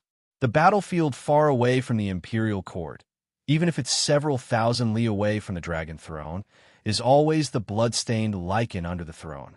How much blood will flow on the carpet under the throne is always decided by one person or the group of people near the throne. Lu Duanmao softly said, "Senior apprentice brother, you should go to Great Peace City." Sima Can shook his head and smiled. Senior apprentice brother Su should go, but I shouldn't. At this moment, Han Guoxiu rode over to the side of the three men from the treasury. The young Han Guoxiu smiled sweetly and asked why. Sima Can laughed and said, "Because there are many people in Great Peace City who are good at talking on paper. There are very few who can truly mobilize troops. If Senior Apprentice Brother Su, who is full of military strategies, went there, he would be able to drill out of his bag very quickly. As for me, it's the exact opposite. I'm more suited for Beiliang, where fierce generals are as common as clouds, but few strategists. It's a pity that teacher didn't take us to Qingliang Mountain. Otherwise, I would have thought of how to talk about old times with junior apprentice sister Su, and how to brag about myself to that deputy administrator Song Dongming." Han Guoxiu, who was sitting behind the treasury, made a playful face and teased, "Sima Kin, no wonder grandfather said that your skin is thick enough to be ranked among the top 10 experts in the world." Sima Can turned his head toward the carriage and smiled mischievously as he shouted, "Teacher, you really like to praise people behind their backs. Even if you praise me in front of my face, I won't be proud." Han Guzi, who was famous for educating people without discrimination and teaching people in accordance with their aptitude, said unhappily, scram to the side. Even Lu Duanmao, who was filled with resentment at the mention of Beiliang and that young vassal king, was in a good mood. At this time, in the north, the figure of Beimang's black fox could be vaguely seen. And in front of the convoy, there was a rider who blocked the road, unknown whether it was friend or foe. Although the man in charge of opening the road at the front of the convoy was a junior of the martial arts grandmaster Song Xianxia. His realm was not low. He had already stepped into the threshold of the second level of the Master Realm. And because of the famous divine weapon in his hand, he was able to fight against a first-level Vajra realm expert without being defeated in 100 moves. The man with the family's peerless blade, Forbidden Fire, subconsciously felt as if he was facing a great enemy. His body was full of qi, but he soon found that the qi of the rider was not terrifying. But to be careful, he still tightened his muscles and reached out to hold the hilt of the blade. Han Guzi asked Song Xianxia to stop the carriage, then stood up and smiled at the leading rider. Tao Duanyang, don't be nervous. The rider in front did not stop and was getting closer and closer. Han Wuxia's head poked out from the back of the treasury and saw a handsome young man sitting on the back of the horse. She turned to Lu Duanmao and joked, "Look at his appearance. Maybe he's your long-lost brother." Lu Duanmao almost choked to death. The rider came close to the carriage and respectfully cupped his fist and said, "Old Mr. Han, there are 3,000 Beimang cavalry in the north. I'm here to escort you." Hearing that there were 3,000 Beimang cavalry, Han Guoxiu was not afraid of anything. She still had the mood to joke, "You're shameless. Are you sure you're not in a hurry to be reincarnated?" Then she turned her head and shouted, Sima Can, you've met the same top 10 experts. Hurry up and compare your shamelessness." Chapter 1497. In the midst of the girls' teasing, Long Shangfeng gradually gained momentum. Everyone's clothes began to flutter in the wind, making whining noises as if they were crying. It made the young knight look even more spirited and bright. Perhaps praising him as what an immortal from heaven was not an exaggeration. It was unavoidable that people would be surprised that such a barren and fierce cold land could nurture such a playboy who could make the famous scholars of Jiangnan feel ashamed of their inferiority. Therefore, even a proud and spirited woman like Jean Bauscher had to admit that this uninvited guest, regardless of his martial arts cultivation, at the very least, his appearance was extremely good. If he was in the scholarly world of Jiangnan, which valued etiquette the most, this person could easily become a distinguished guest of those noble families. The old man seemed to have already recognized the young man's identity. His eyes were complicated, with the kindness of an elder, the pity of an outsider, and the gratification of seeing a fellow traveler. Under the scrutinizing gaze of the crowd, the young knight who had threatened to perform the duties of a host under the hooves of thousands of Beimang cavalry skillfully turned his horse around and extended his hand, indicating for the carriage to go ahead. Han Guzi nodded. Song Xianxia, who was acting as the coachman, lightly waved the whip in his hand. "Shoo!" He urged the horse to set off again. Han Guzi had taken in a total of 8 disciples. The first disciple was Yu Sanyang, who was slow in speech but quick in action. He was the famous teacher Ji Shang of Shangyin Academy. His ability to comprehend was profound, but he was also brave enough to change the classics. He had a famous argument with the Confucian scholar Yao Baifeng. The two Confucian sages exchanged letters 18 times each. Yu Songyang also had the nickname of Mr. 18 Brushes, half praised and half criticized in the literary world of Liang. Then there was Chang Sui, a great poet who acted absurdly. Then there was Su Huang, a master of the art of war who was a distant relative of Su Gong, Sima Qin of the Zonghing family, Su Weisheng of Beiliang, Jin Baoshu of the Jin family of Langia, and Lu Duanmao, the grandson of the Lu family of Yangling. The last one, who was relatively unknown, was the Prince Zhao Kai who went to the western regions with a silver vase and died outside the Iron Gate Pass. Among Han Guzi's disciples, there were both men and women. There were those who were gentle, refined, and strict, and there were also those who abandoned etiquette as if it were a pair of worn-out shoes. There were only 8 of them, but they were involved in as many as 5 schools of thought: Confucianism, art of war, yin, and yang. The most important thing was that Han Guzi's disciples were all worthy of being called dragons and phoenixes among men. Therefore, in the Liang dynasty, this old man had the supreme reputation of Shuni. This meant that no matter when and where old Mr. Han appeared, whether it was the emperor, the ministers, or the common people, everyone who saw him had to avoid paying respects to him. As for who was the first to use this nickname, there was no proof. Some people said that it was either the Grand Preceptor of West Shu, Sun Shiji, or the State Preceptor Li Mi. Others swore that Xianxia was the most arrogant old faker. In short, Han Guzi's reputation in the Liang dynasty grew as the Liu brothers of Linlang, Liu Daolin, Liu Baijie, Bailiang, Yao Baifeng, and Qi Yanglong entered the capital one after another to become officials.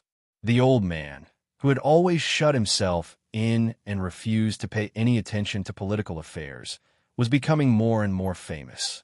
Everyone was counting on their fingers to calculate when this old man would be summoned to the capital. When that time came, not only would he be extremely noble, but he would also gradually become the Minister of Rights. In order to take care of Han Guzi's old body, the convoy continued to move forward slowly. However, the north side was already covered in dust under the hooves of the Beimang cavalry. Soon they would arrive. The atmosphere here began to become a little strange.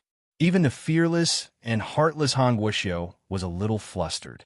From time to time, she would turn her head to look to the north, as if she could feel the violent tremors on the ground.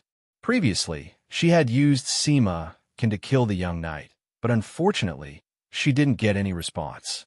That person neither refuted nor became angry out of humiliation. This made the girl, who was used to being arrogant in Shangyin Academy, very dissatisfied. She had already thought of many ingenious backup plans, but in the end, her opponent was a guy who was even more boring than Uncle Blockhead, Xianxia. She was so frustrated that she almost suffered internal injuries. Han Guoxiu Chao couldn't help but shout at the back of the rider, "There are thousands of Beimang barbarians coming from the north. Can you do it or not? If you can't do it, hurry up and say it. Don't drag us down with you. We'll be in a mess if you do." The young knight turned his head and smiled. He joked, "Miss, you asked me if I can do it, and I always say yes." Sima Can, who understood the meaning behind the words, tried hard to hold back his laughter. He was afraid that Han Guoxiu, this unruly girl, would use him as a punching bag. Jean Bauscher frowned. Her impression of this person had taken a turn for the worse. She quickly classified him as an unscrupulous playboy. The simple-minded Han Guoxiu was a little suspicious. Really? Don't puff yourself up at your own cost. When the northern barbarian cavalry comes, no one will save you. The young knight, who seemed to be in a good mood, laughed it off. Jean Bauscher turned around and knocked on the girl's forehead. She whispered, "Silly girl, don't say any more." Han Guoxiu asked in a daze, "Sister Jean, why did you hit me?" Han Guoxiu suddenly understood.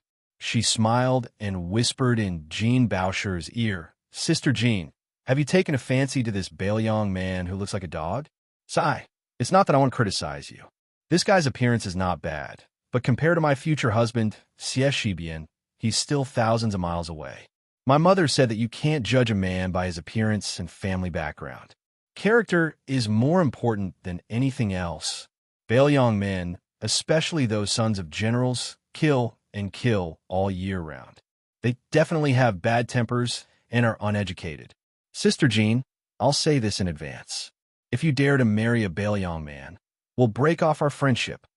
Jean Bauscher, who didn't know whether to laugh or cry, fiercely pinched the ear of this silly girl who spoke without thinking. "Is Xianxia yours?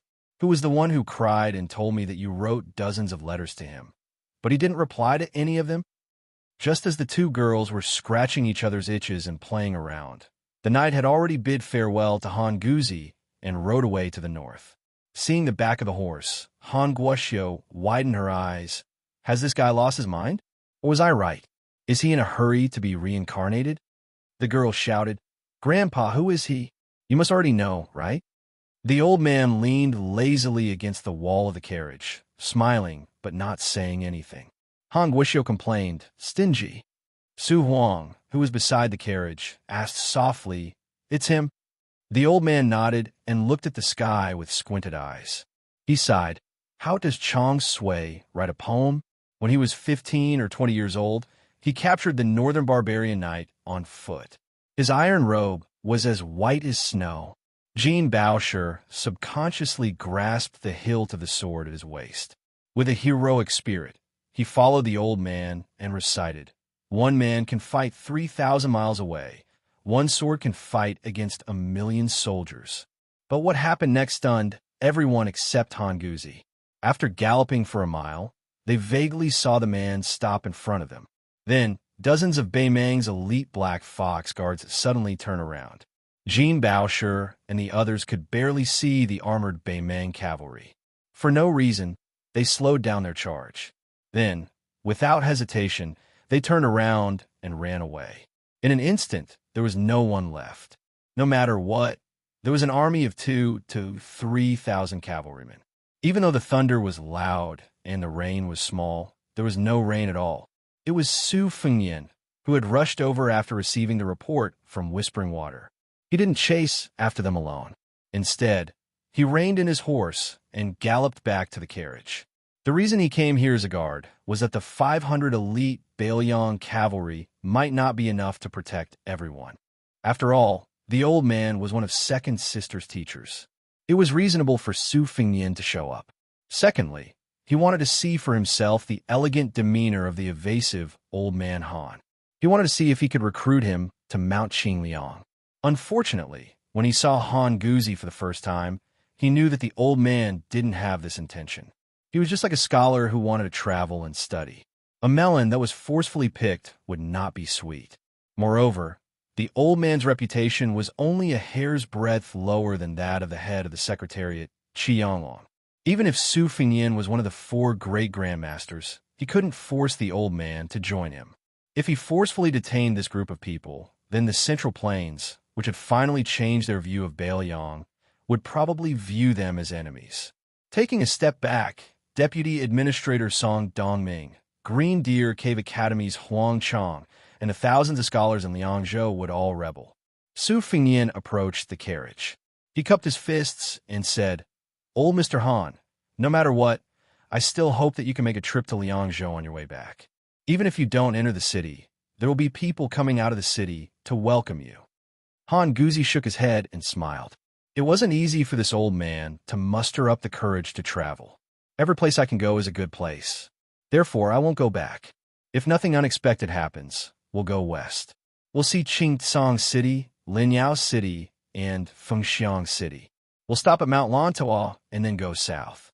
We'll enter Nanzhao and see the scenery of the South Sea. Then we'll go north to western Shu. Finally, we'll take a boat back along the Guangling River. Su Fengyan nodded and smiled. "Then I wish you a safe journey." The old man suddenly chuckled as if he was taking advantage of his seniority. "What? You're leaving just like that? I can't be sure that the thousands of Beimang cavalry have really retreated.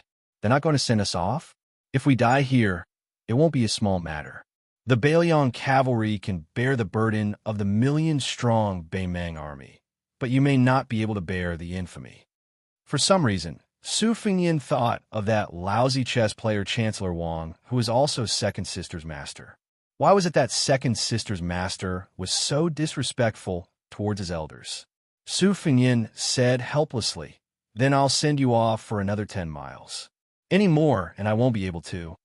The old man waved his hand vigorously and said, "Back then, in order to let Su Weisheng enter Shengyin Academy, the great general paid for the construction of a long embankment along the lake.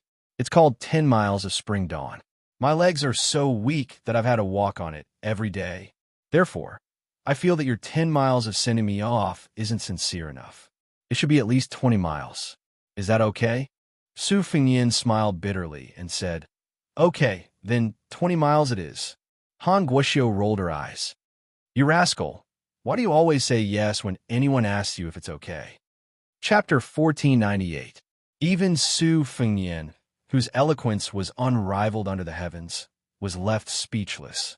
Finally, Sima could not help but laugh heartily. This silly girl truly had a tacit understanding of each other. She had unknowingly delivered a fatal blow to her opponent. With a face full of curiosity, the young girl asked a question that many of the people present wanted to know the answer to. Why did that Beimang cavalry run away without fighting? Su Fengyan replied with a deadpan expression, "I don't know either.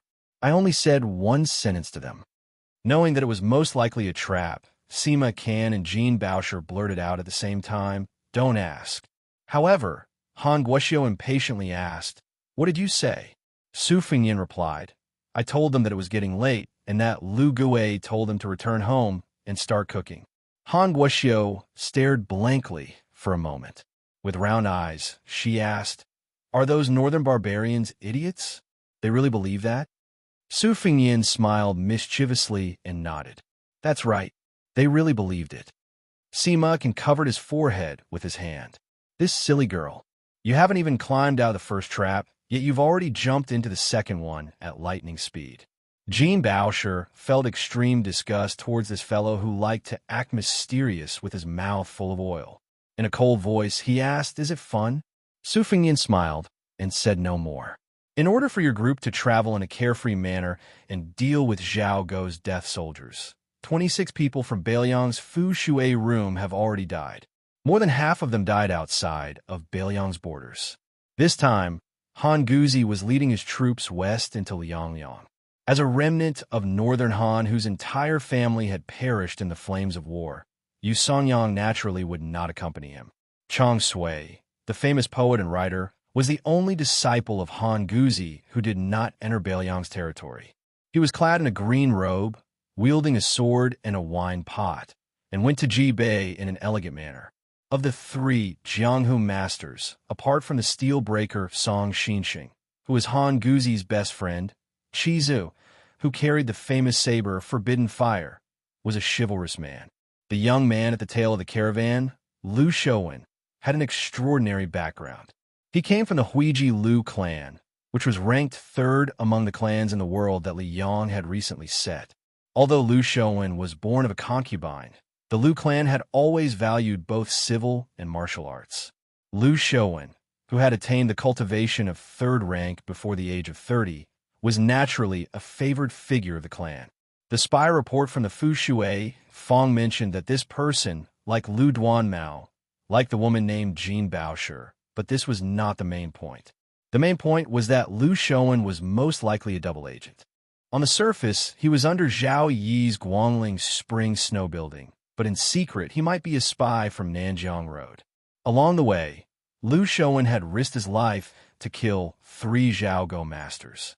Once he returned, he would not be able to live in peace. It could be said that he was an infatuated type who did not love the country but the beauty. For some reason, Han Guzi suddenly had a strange idea. He said that he wanted to try the feeling of riding a horse in the west wind. Song Xianxia, Su Huang, and the others could not persuade him. Han Guoxiu, who wanted to see the world in chaos, clapped her hands and cheered. She taught the worried Jean Baosher a lesson.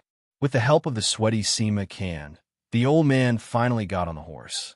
Su Fengyan had no choice but to move closer to prevent the old man from falling off the horse.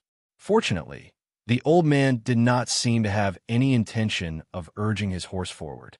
He rode side by side with Su Fengyan, while Su Huang carefully guarded him on the other side. The old man, who was swaying on the horse's back, laughed and said, "It's true that this old man is young and wild, but it's a pity that I don't have the money to wear that brocade hat and marten coat. I haven't touched a saddle in the past few decades, and I don't even have the luxury of riding a horse." Thinking back to the aggressive manner of those Beimang barbarians just now, I'm really ashamed. I've read books and taught books for most of my life. The number of students and unofficial disciples I've taught is at least 20. In the end, even including the assistant minister of the Ministry of War, Su Gong, who is already on the border between the two Liao countries, I don't think anyone has ever killed a Beimang barbarian with their own hands. The old man sadly murmured, "Not a single one." Su Fengyan said with a smile, "Yes, there is." The old man nodded and said, "Yes, I'm old and muddle-headed." That girl, Su, led the famous Beiliang cavalry straight into Beimang's hinterland. At that time in Shangyin Academy, her fellow disciples stole a lot of jars of wine from me. The next day, they all reeked of alcohol and were disgraceful. As for me, I just pretended not to see it. Haha, at that time, even Yu Songyang was no exception. It's said that he almost fell asleep during the lecture. Therefore, what the great general did back then was right. What you did was even better. Otherwise, with half of my neck buried in the yellow earth, I wouldn't have risked universal condemnation to make this trip. Su Fengyan said, "Old mister, you're risking universal condemnation." The old man said apologetically, "Although you didn't say it, I still have to apologize to you and your Baelyong. This old man only did it on a whim, but many people were killed because of it. In the end, it was like going on a spring vacation. I just patted my butt and left. I couldn't help you at all. For the sake of my reputation, I didn't even get to see that girl's suit even once when I was already at your doorstep." Su Fengyan said softly, "The scholars of Xianxia Academy can't withstand the torment of wind and rain. Old Mister didn't do anything wrong. Whether or not the warriors of Baelyong can defend the Northwest, this world still needs scholars to govern. Maybe one day, we'll need them to walk out of the library, put down their books, and step forward bravely in front of the flood of horses' hooves." Jean Bao, who was behind the three riders, had actually been listening attentively. After hearing these words, she was a little surprised. She had to admit that she had a new level of respect for him. She couldn't help but raise her head and stare at the back of the rider. He was travel-worn and wore very ordinary clothes. He carried a cotton bag on his back. He didn't have the cold knives and light crossbows that Baelyong's Roman cavalry were equipped with. If it was the son of a general like Northern Liang, which was as numerous as the hairs on an ox, it didn't seem like it. Although many of the descendants of Northern Liang generals had joined the army, she really couldn't think of a young person in Liuzhou who was so special to be able to chat calmly with her teacher. Could it be the Han clan strategist Chun Shiliang, who was unknown in Jiangnan, but had risen to fame in Northern Liang? Han Wuxia whispered into Jean Bao's ear, "Sister Jean, I think this guy might be that person." Jean Bao laughed involuntarily and shook her head. "Impossible. You don't practice martial arts. You don't know what kind of power the most outstanding great grandmasters in the world have. I've seen a number of first-level great grandmasters." Han Guoxiu hurriedly interrupted, "How could I not know? Isn't it just a dragon's roar, a tiger's step in the abyss, a mountain's peak? The older ones should have some immortal-like and imposing manner." Then the girl muttered to herself, "Now that you mention it, this guy really isn't an expert. Especially when he smiles. He doesn't look like a good person. He can't even compare to Lu Shouwen, who blocked a knife for you."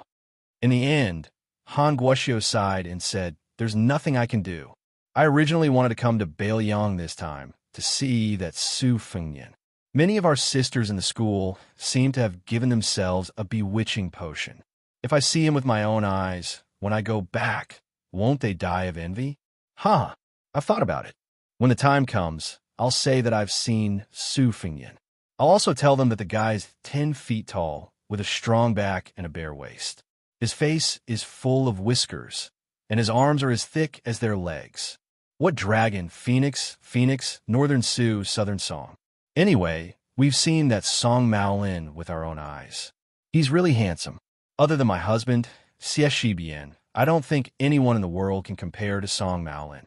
When I think of them hearing my description, I think of them crying in disappointment and sadness." The girl's little head leaned against Jean Bao's back, and she laughed to herself.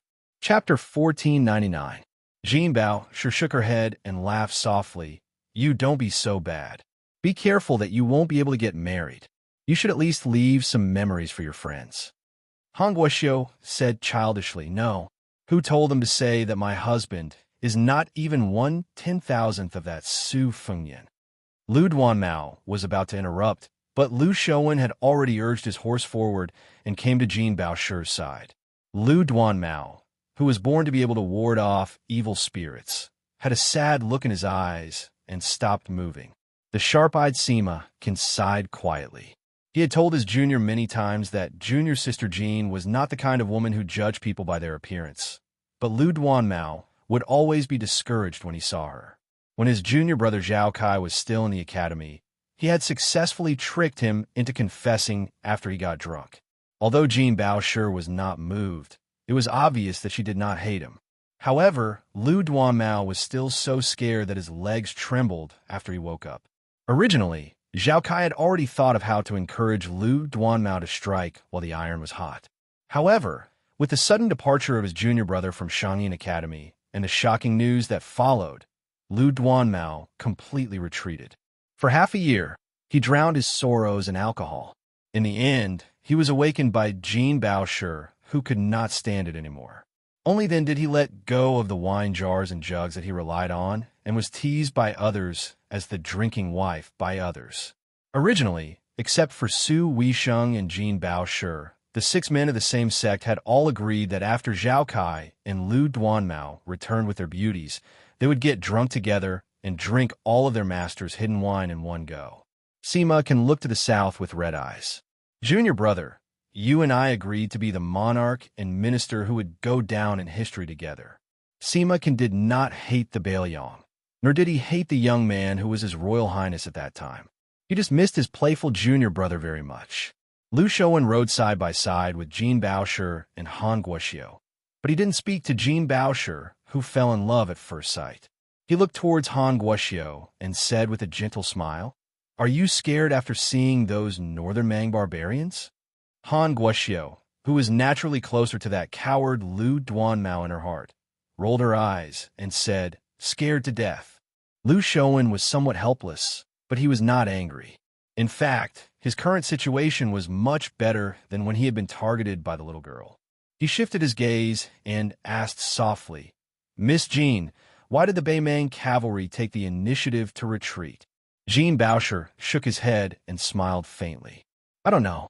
That person didn't want to talk about it, and Sir didn't want to reveal the secrets of heaven." Lu Shouwen made a sound of acknowledgement and did not continue to pester him with words. He just silently rode his horse. After coming back to his senses, Sima couldn't help but sigh. His junior brother Lu Duanmao had met his match. At the very front, Han Guzi and Su Huang. One knew, the other was the first to guess Su Fengyan's true identity.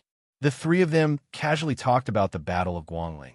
Han Guzi, intentionally or otherwise, spoke less and less. Most of the time, Su Huang methodically explained his views on the situation. Su Fengyan did not blindly agree. Occasionally, he bluntly questioned and rebutted, and Su Huang answered them one by one.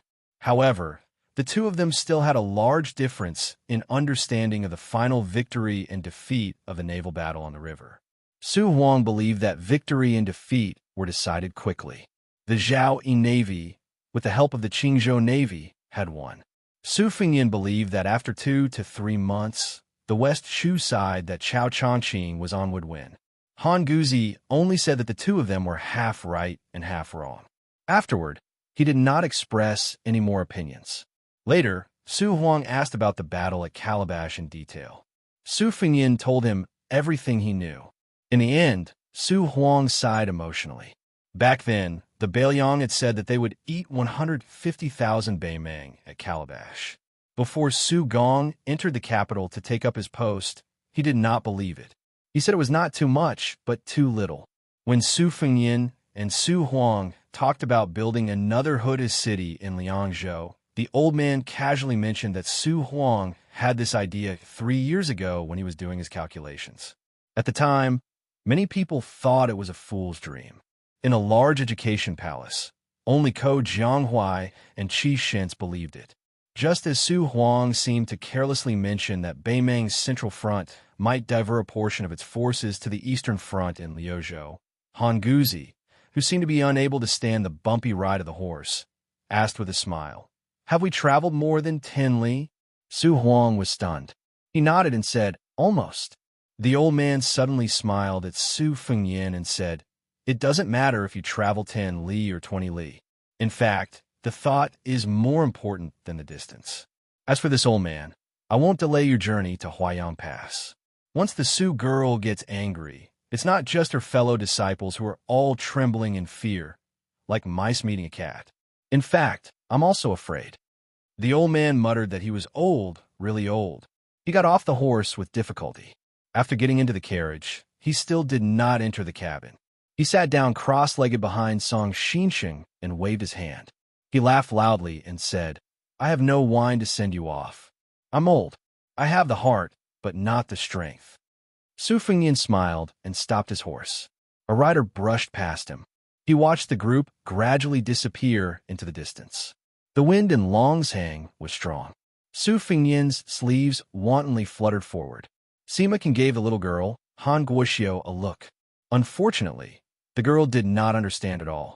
When Sima Can estimated that his eyelids were about to ache, she finally flew into a rage. If you have something to say it. The old man coughed and scolded with a straight face. Guoxiu, speak properly. The girl said in a muffled voice, then turned to Sima Can and made a signature hand gesture that said, "See if I don't beat you to death." The old man looked forward and said slowly, "You guys don't guess blindly. Wait a moment. As long as you look back, you'll know why the Beimang cavalry took the initiative to retreat. Apart from Su Huang and Song Xinxing, who needed to drive carefully, everyone turned to look." The old man laughed and said, "I, Han Guzi, am just a person who doesn't live up to my name. Compared to the young man who might make the entire Beimang avoid him in the future, I've lived for so many years in vain. But even so, I'm happy." Sima Can, Lu Duanmao, Jin Baoshi, Han Guoxiu, Qi Zihu, and Lu Shouwen all turned to look in that direction, but they only saw that the cavalry was galloping in the opposite direction. The old man closed his eyes and leisurely hummed a song that he had accidentally heard in the marketplace of Yuzhou.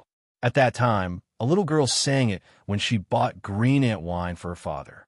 Her childish voice was clear and crisp. Perhaps she could buy some food with the little money she had left after buying the wine, but the innocent child seemed very happy when she sang. But at this moment, the yellow sand outside the Great Wall and the strong wind on the long river sounded particularly sorrowful and desolate when the old man hummed with a hoarse voice. Spring returns, yellow orioles fly on the branches. Autumn returns, wild geese return to the city. Year after year, I've waited for many years. Beiliang's saber master, wrapped in horse hide, returned. Han Guoxiu, who had waited for a long time but still did not get an answer, felt her neck ache. Finally, she could not help but complain that her grandfather was lying. Everyone suddenly widened their eyes at the same time. In the distance, there was a line of peerless cavalry, like a snow-white tide, surging over. Sima Can said in shock, "Is it the great snow dragon cavalry?" Su Huang did not turn around, and said in a deep voice, "It's the white horse cavalry." Han Guzi opened his eyes, thinking back to those years, the invincible elite soldiers of Great Qin. Every time there was a war, there would be two words that would resound through the sky. Su Huang closed his eyes, as if he was imagining the scene of the tiger and wolf army with irresistible force. He laughed softly. "The wind rises." Sima Can, who was familiar with history books, murmured, "The wind rises." While Han Guoxiu was shocked behind him, Jin Baoshi suddenly turned her horse around. Her whole body was trembling, and she shouted at the back of the figure, "Beiliang, the wind rises." Han Guzi exhaled softly and laughed loudly. 800 years ago, the wind rose in Great Qin. But how can the era that I, Han Guzi, live and be inferior? Because 800 years later, Beiliang would fight to the death. Chapter 1500. Su Fingyan, escorted by 800 white horses, did not follow the original plan to go straight to Huda City so that he could be deployed in the Huayang Pass Protectorate. Instead, he was called to a place further south, where the northern Liang Path could be called a beautiful scenery. The water was abundant, the mountains were steep, and the geography was good. Naturally, it could not escape the eyes of the military. It was here that Beiliang was going to build a city more majestic than Huda City. Giant trees from the depths of the Nanzhao Mountains in West Shu, which had been stored in Beiliang for many years, and countless giant stones that had almost hollowed out the mountain peaks of Lanyu were transported along the wide road. Under the orders of the young lord, with the prince's mansion in Mount Qingliang as the center, the 3 provincial governors' mansions, and the garrisons in various places as the main force, almost the entire Beiliang, except for Liuzhou, was affected by this new city. It was as if the majestic qi in the body of a master began to circulate rapidly. Su Fingyan personally assumed the temporary position of general master craftsman. Administrator Li Gongda and a master of Moism acted as governors, and 6 people, including the Liangzhou provincial governor Wang Peifong, who was half a rank higher among the 4 provincial governors, and Wang Lingquan, who used to be the god of wealth in Qingzhou, acted as deputy supervisors who participated in specific affairs. In one breath, all the garrison troops in the south of Liangzhou's border and hundreds of thousands of soldiers under the age of 50 were stationed here. The construction was in full swing. Now, in Beiliang, the only person who could give orders to Su Fengyin was Su Weisheng, who had just been conferred the title of Princess Fujing by the Liang imperial court. In the twilight of the setting sun, Su Fengyin and Su Weisheng, as well as several powerful governors and deputy supervisors, slowly walked along the river. The master of Moism, who came out of Mount Qingliang, with Liuzhou provincial governor Yang Guangdou, was temporarily unable to leave. Of course, Administrator Li Gongda, who was also one of the governors, had to be present to explain the construction process of the new city to the young lord. In the past few years, Li Gongda could be said to have tasted the taste of life. First, he was promoted to the second-rank administrator and became the top border official in the Liang dynasty. Then, before he could even sit down, he encountered the turbulent situation of Beiliang's change of dynasty. Sure enough, Su Beiji took away his title of Lingzhou provincial governor without saying anything. Then, Song Dongming became the deputy administrator who did not follow the etiquette system and was stationed in Mount Qingliang. In the eyes of the officialdom of Beiliang, it was naturally the new Prince Liang's doing for the sake of checks and balances. However, just when everyone mistakenly thought that Li Gongda would soon pack up his things and leave, the young lord immediately appointed Li Gongda as the governor of the new city. The desolate scene of the administrator's mansion in the early spring of the second year of Xiangfu was still vivid in the minds of the officialdom of Lingzhou. Now, many officials began to regret that they did not take advantage of the cold stove. And after Li Gongda rushed here, he was like a different person from before. He ate and slept in the open with the big son of the Mo family. As a result, even Tian Peifong, who cared the most about health, suffered a lot. Li Gongda's mouth was dry from talking, so he casually took the water bottle mixed with a lot of herbal medicine from his waist and took a sip. Then he sighed with emotion. "Your Highness, I've been a local official in Beiliang for most of my life. I've been racking my brains to figure out how to be an official. Even when I got into the carriage after leaving, I was just secretly glad that Your Highness didn't forget me. At that time, when I lifted the curtain and saw the armored cavalry guards sent by Your Highness, and then looked at the flattering faces outside the carriage again, I felt very satisfied, as if I had personally slapped them." Although Tian Peifong was the high-ranking provincial governor of Liangzhou, she was still not qualified to walk side by side with Su Fengyin, Li Gongda, and the others. She could only keep a few steps behind them. Because the administrator didn't deliberately hide his voice, Tian Peifong heard everything. After thinking about it, she really admired this old guy who was the best at being an official in Beiliang. Official Li's skill of making use of every opportunity was really perfect. Moreover, he didn't hesitate to tarnish his image and poured out his heart and lungs. He really understood the essence of attracting favor and securing favor. Tian Peifong felt that she had benefited a lot. She felt that listening to a gentleman's words is better than reading for 10 years. Li Gongda turned his head to look north at the address of the new city and said softly with a smile, "Back then, I forced myself to agree to Hanlin's request to join the army at the border. In fact, at the beginning, I only wanted this precious son of mine to muddle along in the border army. Relying on his father's connections, it was enough for him to become a commandant. When he returned to his hometown and returned to a place where his father's words were still effective, he would have a meteoric rise. In the future, whether he was a general or a provincial governor, it was better than fighting desperately on the border. Therefore, when I heard that this boy secretly became a white horse crossbowman, I was really scared out of my wits.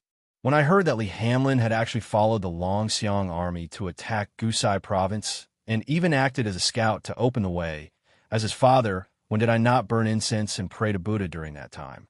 Therefore, when Hanlin, this boy, came back home alive and well with those young men who he treated as his life and death brothers, I, Li Gongda wanted to scold him, but I couldn't bear to do so. I like the greedy and cowardly Li Gongda who amassed wealth. How did he give birth to such a son? When Li Gongda said this, the pride on his face was particularly strong. He laughed loudly and said, "How did I give birth to such a son that even I feel ashamed of?" Li Gongda, who was so busy that his lips were full of bloody blisters, paused for a moment. Therefore, when this brat, who had been extravagant since he was young, suddenly said that he wanted to use the money he earned from killing the Beimang barbarians to invite me to the best restaurant in Lingzhou for a drink, I felt very comfortable. I, Li Gongda, am at ease. It's even more comfortable than being the Northern Liang Dao administrator of my dreams. Su Fengyin said softly, "Hanlon has already been promoted from a crossbowman to a captain. Back then, when I advised him to join the army, it was actually the same as Uncle Li's. I just wanted him to go to the border to calm down so that he wouldn't have nothing to do in Lingzhou and cause trouble all day long. At that time, the one in the most difficult position would definitely be Uncle Li, who had just become the new administrator. I also didn't expect Hanlon to be reborn and become a top-class elite soldier in the Beiliang Frontier Army on his own." Li Gongda suddenly lowered his voice and said hoarsely, "To be honest, if I could go back on my words, I still wouldn't want Hanlon to join the army. After all, I only have one son. If he's gone, then he's gone. Who will take care of me when I'm old? Do you still want me to send you off? Even if I, Hanlon, am a wastrel who doesn't amount to much in the eyes of Father, as long as I'm alive, it's better than anything else. But there's no medicine for regret in the world. Since Hanlon has come to this step, no matter how much I, Li Gongda, fear and trepidation every day, I can only do my best and leave the rest to fate." Li Gongda was the first to stop and turn around.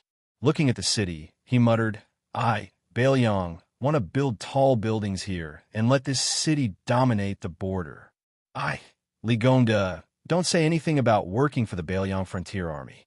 I just want to use this opportunity to do it personally and let my son, who is fighting on the front lines, have more support." A father's love was like a mountain. All the fathers in the world were their son's support, from beginning to end, from old age to death. Li Gongda, who had lost his composure, laughed at himself. "Your Highness, I'll go back to work first. Otherwise, I'll be sprayed with saliva by that bad-tempered master of the Mo family." Su Fengyin smiled and agreed. After the administrator, who had the highest official position, left, Wang Linquan, Tian Peifong, and the other deputy supervisors took his place. Wang Linquan, in particular, had a special status. Not only had he been Su Zhao's lackey when he was young, but his daughter, Wang Chudong, was destined to be one of the future concubines of Beiliang.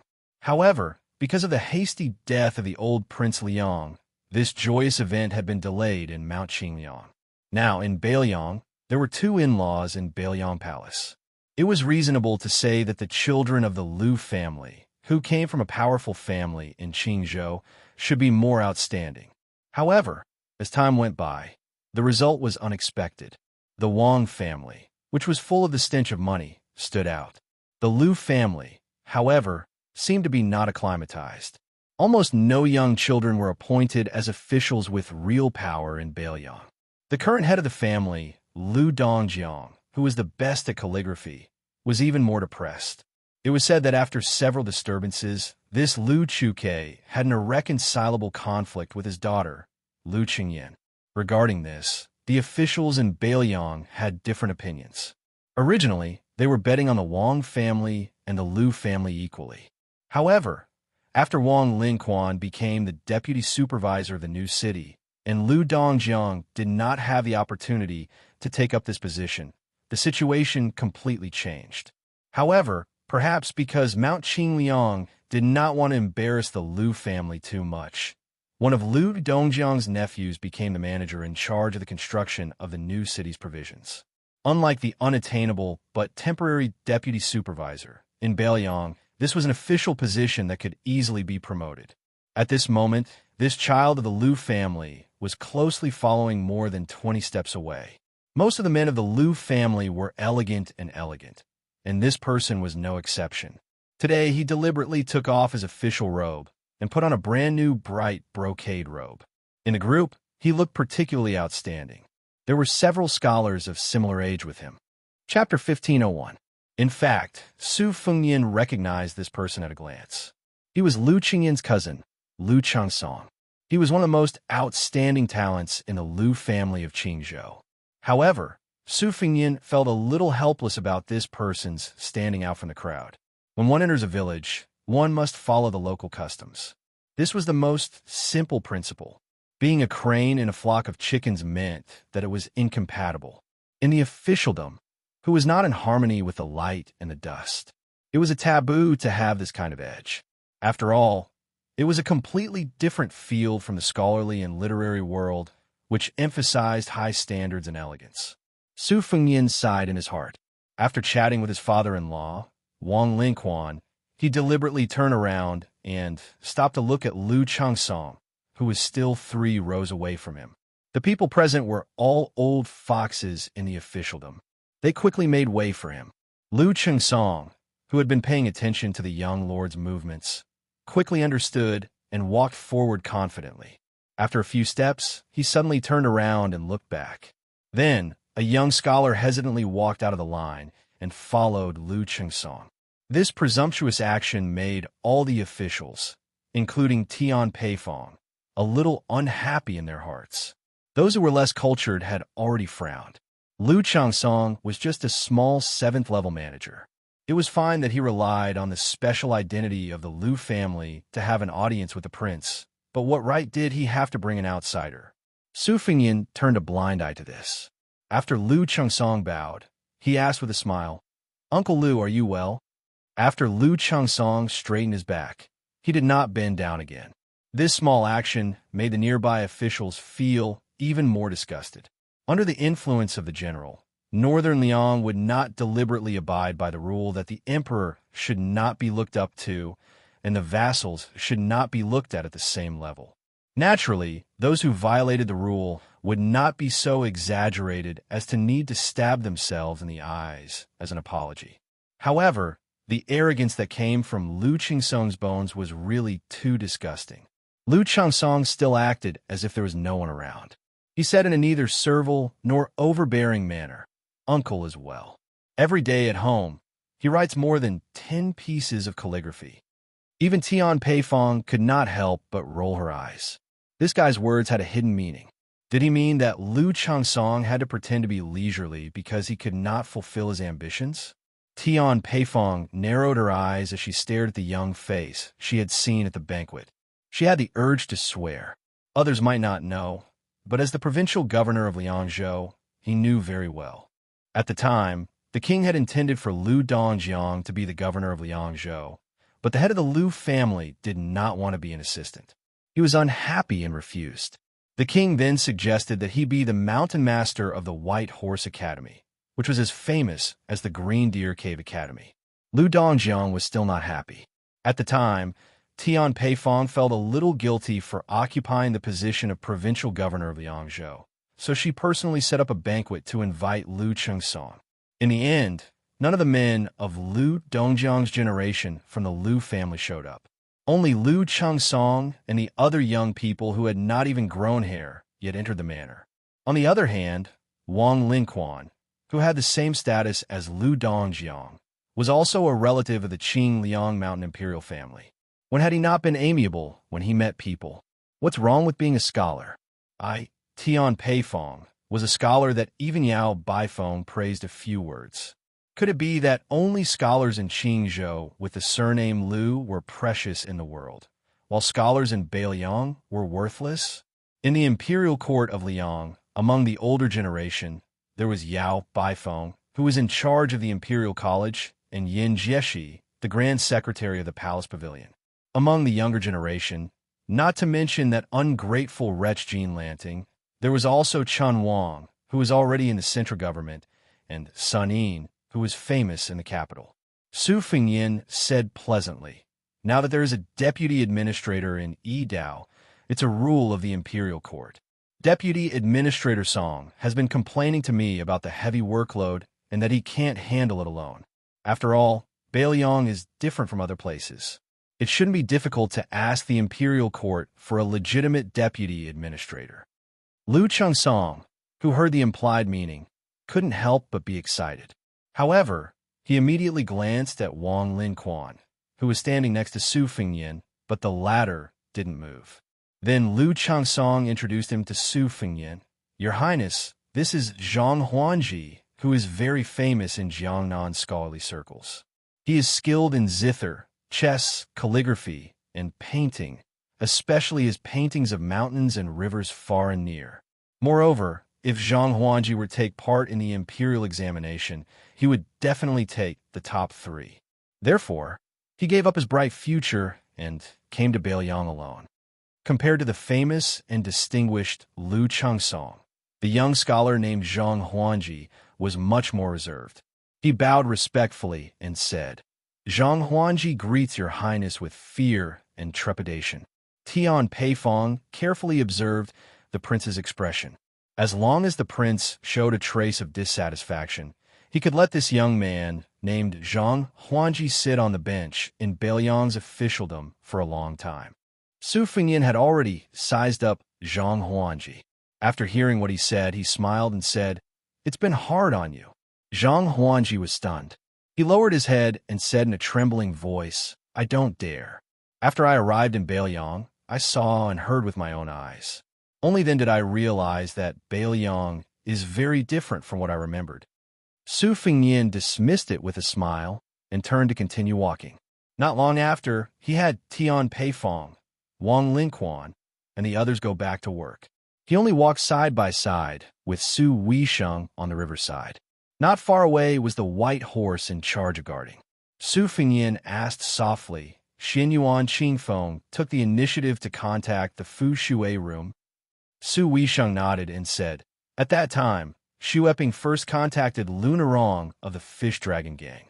Wutongyan and the Fu Shui room were a little rushed, so we planted many Jianghu spies among the 3 people.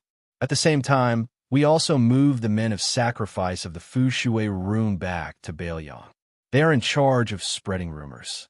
Su Fengyan smiled and said, "No wonder Xianyuan Qingfeng said he wanted to fight me and make me lose to him. If I knew about this, I would have agreed. This is a big favor." Su Weisheng asked, "After you met Sir and the others, how did it go?"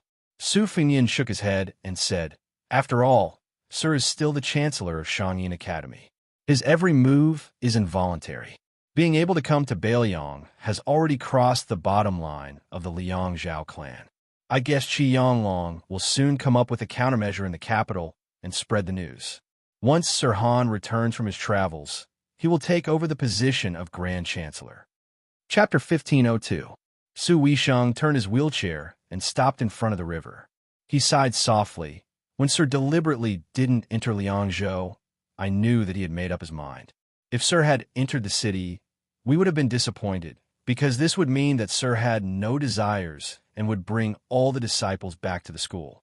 Since he had shown it to the Liang imperial court, it meant that at least one disciple would secretly stay in Beiliang." Su Fengyan was pleasantly surprised. "Su Huang, Sima Kan, it would be good if one of them stayed."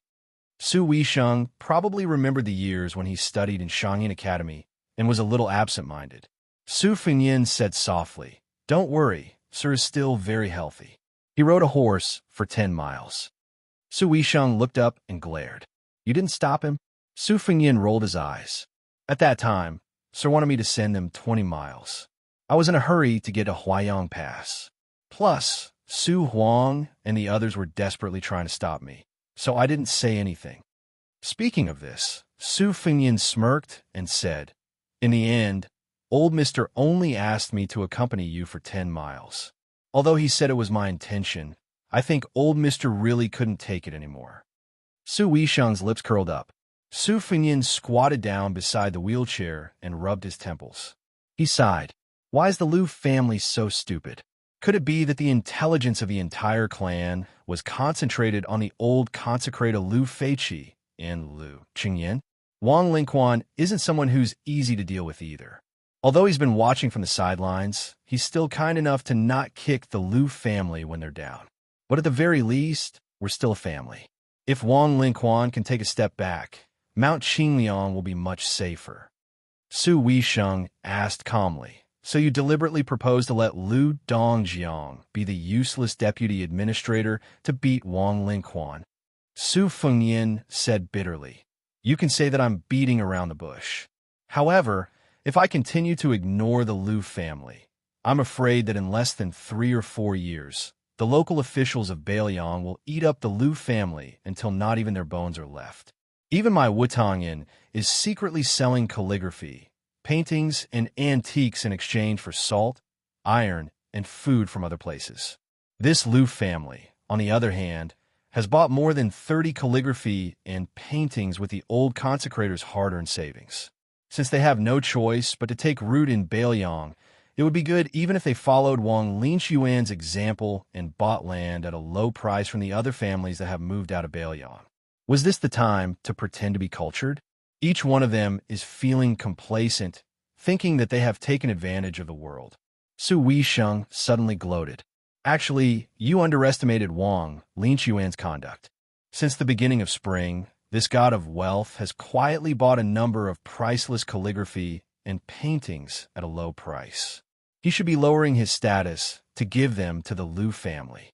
As soon as you opened your mouth, you casually threw out a secondary second-rank deputy administrator. Wang Linquan can't give them away. Otherwise, not only will the Lu family not care, they will also be looked down upon by the old Lu Dongjiang and the young Lu Changsong." Su Fengyin was vexed. "Sister, why didn't you say this earlier?" Su Weisheng beamed. "It's my fault." Su Fengyin immediately raised his hands. "I acted abruptly." Su Weisheng sneered. "Abruptly? Does our king of Beiliang act abruptly? Otherwise, why would he fight with the second most powerful person in the world, Toba Bodhisattva, all the way from the northern part of the western regions to Snow Lotus City? He fought to his heart's content and turned the world upside down. It was truly awe-inspiring. I was thinking of getting someone to make a plaque with the words #1 in the world and hanging it at the gate of Mount Qingliang. If you think the words #1 in the world are tacky, how about invincible in the world? Isn't it more domineering?" Su Fengyin knew his second sister's temperament, so he didn't dare to refute her. He pulled a blade of grass from the ground with a frown, flicked the soil away, and held it in his mouth. Su Fengyin suddenly sighed. Beiliang is so big, so many aspects. Even a dog would hate to be the head of the household for 3 years. Su Weisheng reached out and slapped him heavily on the head. "Who's the dog?" Su Fengyin said helplessly. "Didn't I want to say the second half of my sentence? I just wanted to say that it wasn't easy for our father to be the head of the household." Su Weisheng looked at the sky and whispered softly, "Yes." Su Fengyin, who was originally squatting, simply sat on the ground and slowly chewed on the blade of grass. For some reason, Su Weisheng thought of a song that had never been circulated. Back then, she and his sister were married off to Jiangnan. That day, there was a young man in the Wutangyan knocking his chopsticks on a wine bowl. "Seeing you off for 1,000 miles, until the steep mountains become flat plains.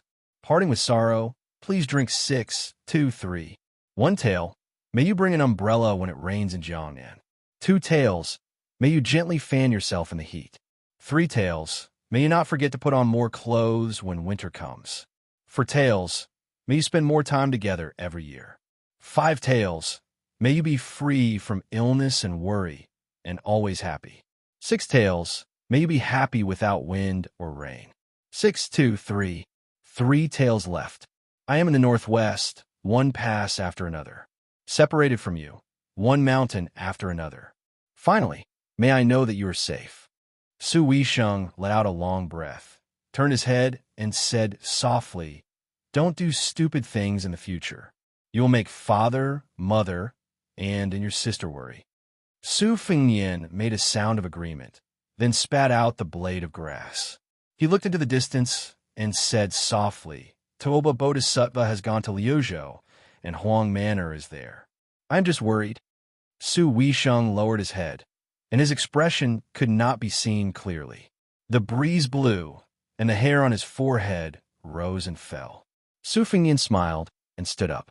"Sister, I'm going to Huayang Pass. While Toba Bodhisattva is not at the border, I will personally go to Hoda City. Sister, don't worry. This time I will not act on impulse. As long as the situation is not good, I will retreat. Su Weisheng raised his head and said in confusion, "Call me second sister."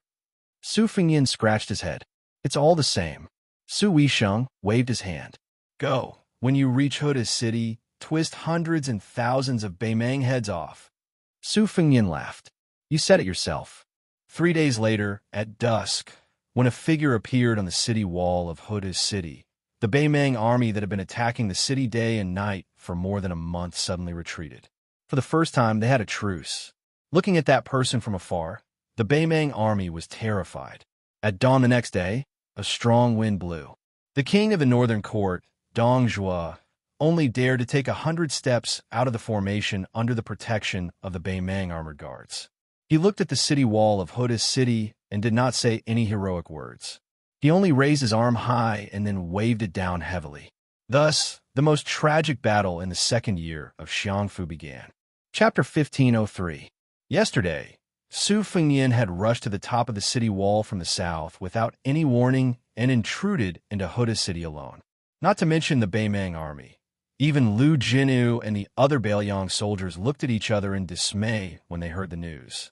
When Su Fengyin had rushed all the way from Huayang Pass to Hoda City, a Beimang martial arts master who had temporarily acted as a stable in the south of Hoda City simply abandoned his horse and ran madly toward the main camp.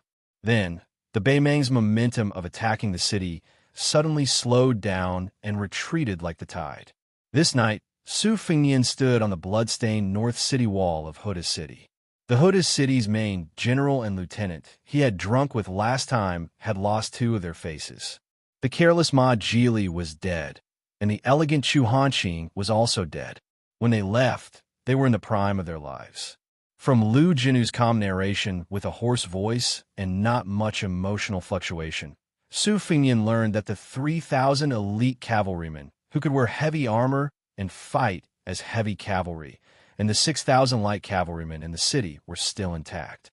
However, 8,000 of the 24,000 regular infantrymen and nearly 10,000 auxiliary soldiers had died in battle. When Su Fengyin had asked how many wounded soldiers there were, Lu Jinu had only said that there were not many wounded soldiers. Su Fengyin was silent. In fact, he had known the cruel answer in Huayang Pass. The north, northeast, and northwest sides of Hoda City were Beimang's 3 main attack fronts. Lu Jinu had accurately divided the city into 32 defensive lines, with each lieutenant leading their own defense. If the Beimang barbarians managed to reach the top of the city wall and could not retreat within 30 minutes, Lu Jinu had to mobilize other forces to support them. Then, the main general would be dismissed on the spot and become an ordinary soldier. The deputy would take his place, and so on. In the past 2 months, a total of 7 lieutenants had died in battle. The reason why Lieutenant Chu Hanqing had died in battle was because the 3 senior captains under his command had died one after another in just 2 hours. This was the first time that Tiger Head City had a situation where more than 600 enemies were continuously pouring in. The key point was that the defensive line seemed to be getting bigger and bigger. Furious, Lu Jinu asked the sentries to send a message to Chu Hanqing, who was already covered in blood, saying, "If you really can't defend the city, just say the word. I, Lu Jinu, will personally lead people to help." Beimang, who had finally found a breakthrough, began to frantically mobilize their troops.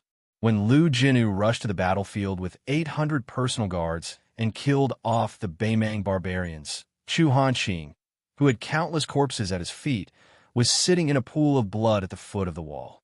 His face had been chopped beyond recognition.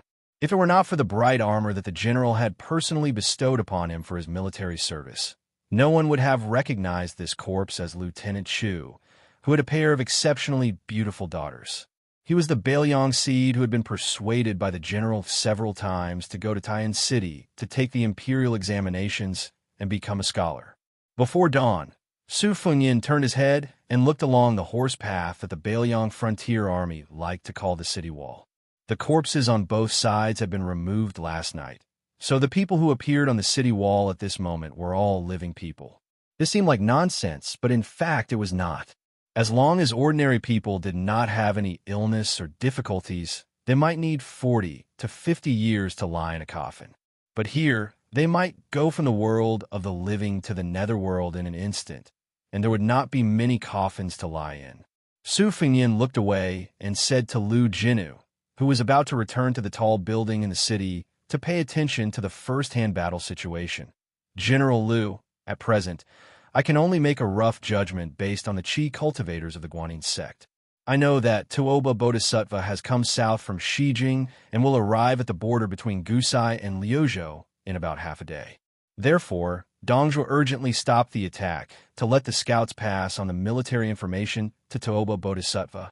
The great Grandmaster Qi cultivator Tantai Pingjing is not in Beiliang now, so I can't accurately know Tuoba Bodhisattva's whereabouts. Therefore, I can only stay in Huda City for another 2 days and 1 night at most. To be honest, the outcome of the battle between me and Tuoba Bodhisattva is 50-50. Whoever makes a move later will definitely win. Therefore, I can't let Tuoba Bodhisattva notice the flow of Qi too early. In the early stage, I can only suppress the battle, probably at the Xian stage, at most at the Celestial stage. At the worst, I have to wait until Dongzhuo's scouts pass on the military information to Tuoba Bodhisattva. Only then can I kill the most people. Lu Jinu hesitated for a moment. Actually, Your Highness only needs to appear in Huda City. You don't have to take the risk. Su Fengnian shook his head and said, Huda City doesn't need me, Su Fengnian, to wave the flag and shout to boost the morale. Then, Su Fengnian smiled and said, if that's the case, if I come to Huda City and don't kill the barbarians, am I supposed to stand on the city wall and be a target for the barbarians? Or pretend to be a master? This is actually more tiring than going to the battlefield to kill the barbarians. Lu Jinu clenched the hilt of his sword and stared at Su Fengnian. He smiled calmly and said, the war is imminent. Perhaps it's unlucky and against the rules to say this, but I can't help but say this. Everyone can die except for Your Highness. If Your Highness dies, we can't fight in the future. Su Fengnian smiled and said, General Lu, don't worry. I'm very afraid of death. Lu Jinu looked at the young lord, who probably didn't have time to wear the armor. He turned around and said softly, Mat Jili has been guarding the front line of the city for more than a month. Originally, he was a burly man of about 180 kilograms. When he died, he was only slightly heavier than Your Highness by about 10 kilograms. Therefore, Your Highness could only wear the armor that Your Highness wore after his death. Everyone in Huda City said that Mat Jili made a fortune. Beimang's siege army began to get into formation. Perhaps it was to welcome Su Fengnian, the king of Beiliang. The catapults that had been quiet on the battlefield were all pushed out. Lu Jinu exhaled heavily. They're here. Su Fengnian smiled softly and said, lend me your sword. Lu Jinu took off the saber hanging on his waist and tossed it to Su Fengnian. Laughing heartily, he said, in this life, this general has nothing to worry about. In the past, this cold saber was this general's daughter. Nobody could touch it. Today, this daughter is getting married. Lu Jinu strode away. In Jianghu, it was a moonless and windy night to kill people. On the battlefield, especially in Beiliang's Huda City and the Longyan Plain where Beimang's army was stationed, this was not important. When the king of the southern courtyard, Dongzhuo, raised his arm and smashed down, the majestic sound of the bugle horn suddenly sounded. Pitch-black armored torrents slowly surged forward from both sides of Dongzhuo's personal army's phalanx. Because they couldn't bear the burden or had been overused, only 700 or so of the 1,000 northern Mang stone catapults remained. However, most of the large-scale stone catapults were still in good condition. Under this round of neat firing, the might of the catapults still caused one's expression to change. It was like flowing fire that filled the sky. Dongzhuo subconsciously tapped his teeth lightly and looked around. Other than the nearly 1,000 elite personal cavalry and squires of the Dong family, the top Beimang martial arts expert from the 3 major sects, Tao Dao sect, chess and sword music school, and Princess Grave, were also hidden by him. On the periphery, There were a total of 40 huge ballistae that were said to be able to shoot a sword that was equivalent to the sword of a land sword immortal within 1,000 feet. They were all operated by the strongest person in the army, and the remaining dozen or so Qi refinement warriors of the Southern Dynasty were in charge of aiming. The originally vibrant Beimang martial arts world was almost ruined to such a small extent before the Bailiang was completely defeated. According to Dongzhuo's original plan, he should have piled up all the martial arts experts of Beimang on the central line from the beginning. Together with all the Qi refinement warriors, they could be tied together into a rope. Even if you were Su Fengnian or Su Yanbing, could you stop them? Unfortunately, even if he was already the king of the southern courtyard, he still had to take care of all the forces. As a result, he was now in such a messy and pitiful situation. Was it interesting to go through so much trouble to infiltrate Yuzhou, to assassinate Yin Wenluan, and cause a great loss to his vitality? Dongzhuo curled his lips and raised his head. His gaze followed a huge rock that was smashing towards Huta City and looked at the figure. He said to himself, "Su, come and kill me. Aren't you tempted to take the head of a general in the midst of thousands of soldiers? Anyway, it's still too early for Toba Bodhisattva to get here. If you have the ability, you can open up your realm. If you can dodge the rain of flying swords shot out from the ballista, Dongzhuo, promise will definitely escape." Just as Dongzhuo was dilly-dallying by himself, the man on the city wall rose into the air like a dazzling white streak of light. Dongzhuo narrowed his eyes and clicked his tongue. One man once fought against millions of soldiers. The Sword Emperor of West Shu did this kind of shady business. What happened in the end? That guy died under the hooves of your Su family's iron cavalry. Be careful that you don't suffer retribution today. Next to the fat man, there was a valiant young woman who was riding a horse and wearing armor. She frowned and said, "Can you kill with your mouth?" Dongzhuo put on a straight face and said seriously, "If you never forget, there will be an echo." This fat man's second daughter-in-law was the daughter of Mount Bubang's leader, Diwu Raccoon. Back in Beimang, she had met Dongzhuo and Su Fengnian once because of the little girl Tao Manwu. But at that time, she never thought that her father would die in the hands of a young man. Even his head was taken back to Bailiang. Dongzhuo suddenly laughed and said, "My Dong army was already on the way to Liuzhou last night. Killing his brother is more interesting than killing Su Fengnian." Chapter 1504. Dongzhuo was clad in armor and carrying a saber as he sat on a large and majestic steed. The man and horse complemented each other perfectly. Although Dongzhuo was fat, he did not appear fat and bloated. Compared to the king of the South Courtyard who controlled half of the Beimang army, Zhao Yi and Zhao Yuang of the Wangling Path were indeed much more lacking in appearance. Dongzhuo straightened his neck and looked at the white rainbow that had fallen in front of the city. His eyes were shining. He was also a skilled martial artist. Otherwise, he would have been beaten into a skinny man if he had not swindled the daughter of the fifth raccoon of the Bingbing Mountain. Personally, Dongzhuo did not have a bad impression of Su Fengnian from the opposing camp. When they first met in Beimang, he was the founder of the Dong army, a separatist force. He was still separated from the current king of the South Courtyard by the great general of the Beimang. It could even be said that if Su Fengnian had not appeared out of nowhere and not only succeeded in usurping the position of the king of Bailiang, but also won the hearts of the Bailiang cavalry and the hearts of the people of Bailiang, then Dongzhuo would at most be working under Lu Gui or Yang Yuanzhan, just like Hong Jingyan and Zhong Tan. In addition, Dongzhuo owed Su Fengnian a favor because of the incident with Tao Manwu. Therefore, if it was not for the general trend, Dongzhuo actually wanted to sit down and have a good chat with Su Fengnian. He wanted to learn from the famous scholars of the Central Plains who liked to chat and talk about heroes over wine on a snowy night instead of being in such a situation. In Dongzhuo's vision, the person was indeed as expected. Because he was afraid of Toba Bodhisattva, he did not display the supreme cultivation of the celestial state.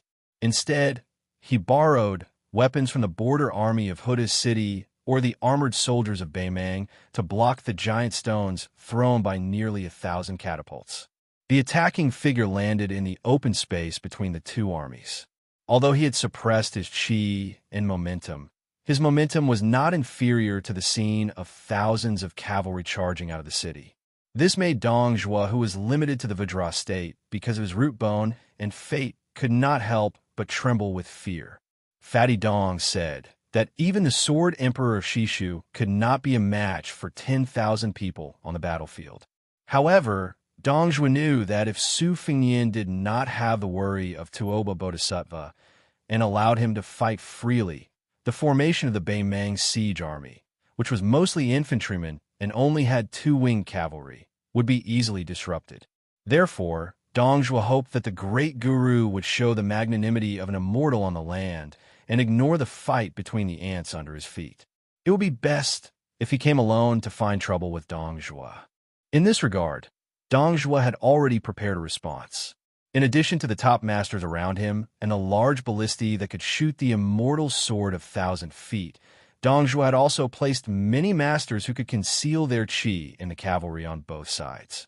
As long as Su Fengnian was deeply trapped in the formation, when he wanted to retreat, it would be easy for them to form a circle around him. Not to mention intercepting and killing Su Fengnian, who was returning to Huda City. The worst-case scenario would be to consume a large amount of Su Fengnian's essence, chi, and spirit. In this way, they would be able to delay until Tuoba Bodhisattva entered the formation. For this reason, Dong Zhuo had specially asked several grandmasters of Beimang and repeatedly confirmed that after entering the celestial phenomenon state, one would be able to achieve what the Confucians called the heaven's perception and be able to resonate with heaven and earth. Then, the chi in a martial artist's body would be like a turbulent river meeting a flood season. It could be said that it was like adding wings to a tiger. However, this kind of behavior that belonged to stealing the chi of heaven and earth had a congenital flaw. That was, God could only add flowers to brocade but could not provide timely help. Once it involved the consumption of the martial artist's root, it would still be difficult to make up for it in a short period of time. Otherwise, 2 grandmasters of the celestial phenomenon state would not be able to determine the winner even if they fought until the end of time. In the past, there was an old swordsman named Li Chungang at Liang Lake. He had used 1 chi to break 2,600 armors by the Guangling River. Most of the ordinary people were shocked by the number of the great destruction cavalry. However, only those who had reached a higher level in martial arts would understand that the true horror lay in the 2 words, 1 chi. This meant that the old man named Li Chungang did not care about the celestial phenomenon of chi and chi. 1 chi was 1 chi, and 1 sword was 1 sword. Dong Zhuo had made it clear that he wanted to use the lives of hundreds or even thousands of Beimang masters and soldiers to deplete a trace of Su Fengnian's root, just so that the king of the northern courtyard, Tuoba Bodhisattva, could have a better chance of victory. In his line of sight, the streak of white light began to charge in a straight line in a barbaric manner. Dong Zhuo curled his lips and said, if he wasn't the king of Bailiang and was just a man of Jianghu, then who in the world would be able to stop him? Being Li Chungang and Chao Chongqing, he's really cool. This guy is really admirable. It's said that those women from the Norland tycoons have all offered money, saying that as long as I capture this unparalleled young king and let them enjoy him once, they would dare to offer 5,000 taels of gold, and the price is negotiable. It's just 1 night of sex. How many sons of the Dong family can I feed with this amount of money? Damn it, I, Dong Zhuo, am only a little fatter and taller than that Su guy. Am I inferior in any way? Why don't you yell at me that just hearing the name Su Fengnian makes my ears pregnant? Fatty Dong's wife coughed a few times when she heard the vulgar words, reminding her man to pay attention to his image in public. Dong Zhuo turned a deaf ear and continued to talk to himself. If it were me, not to mention 5,000 taels of gold, even 500 taels of silver would be fine. His wife, who was already burning with anger, glared at him and said, Dong Zhuo?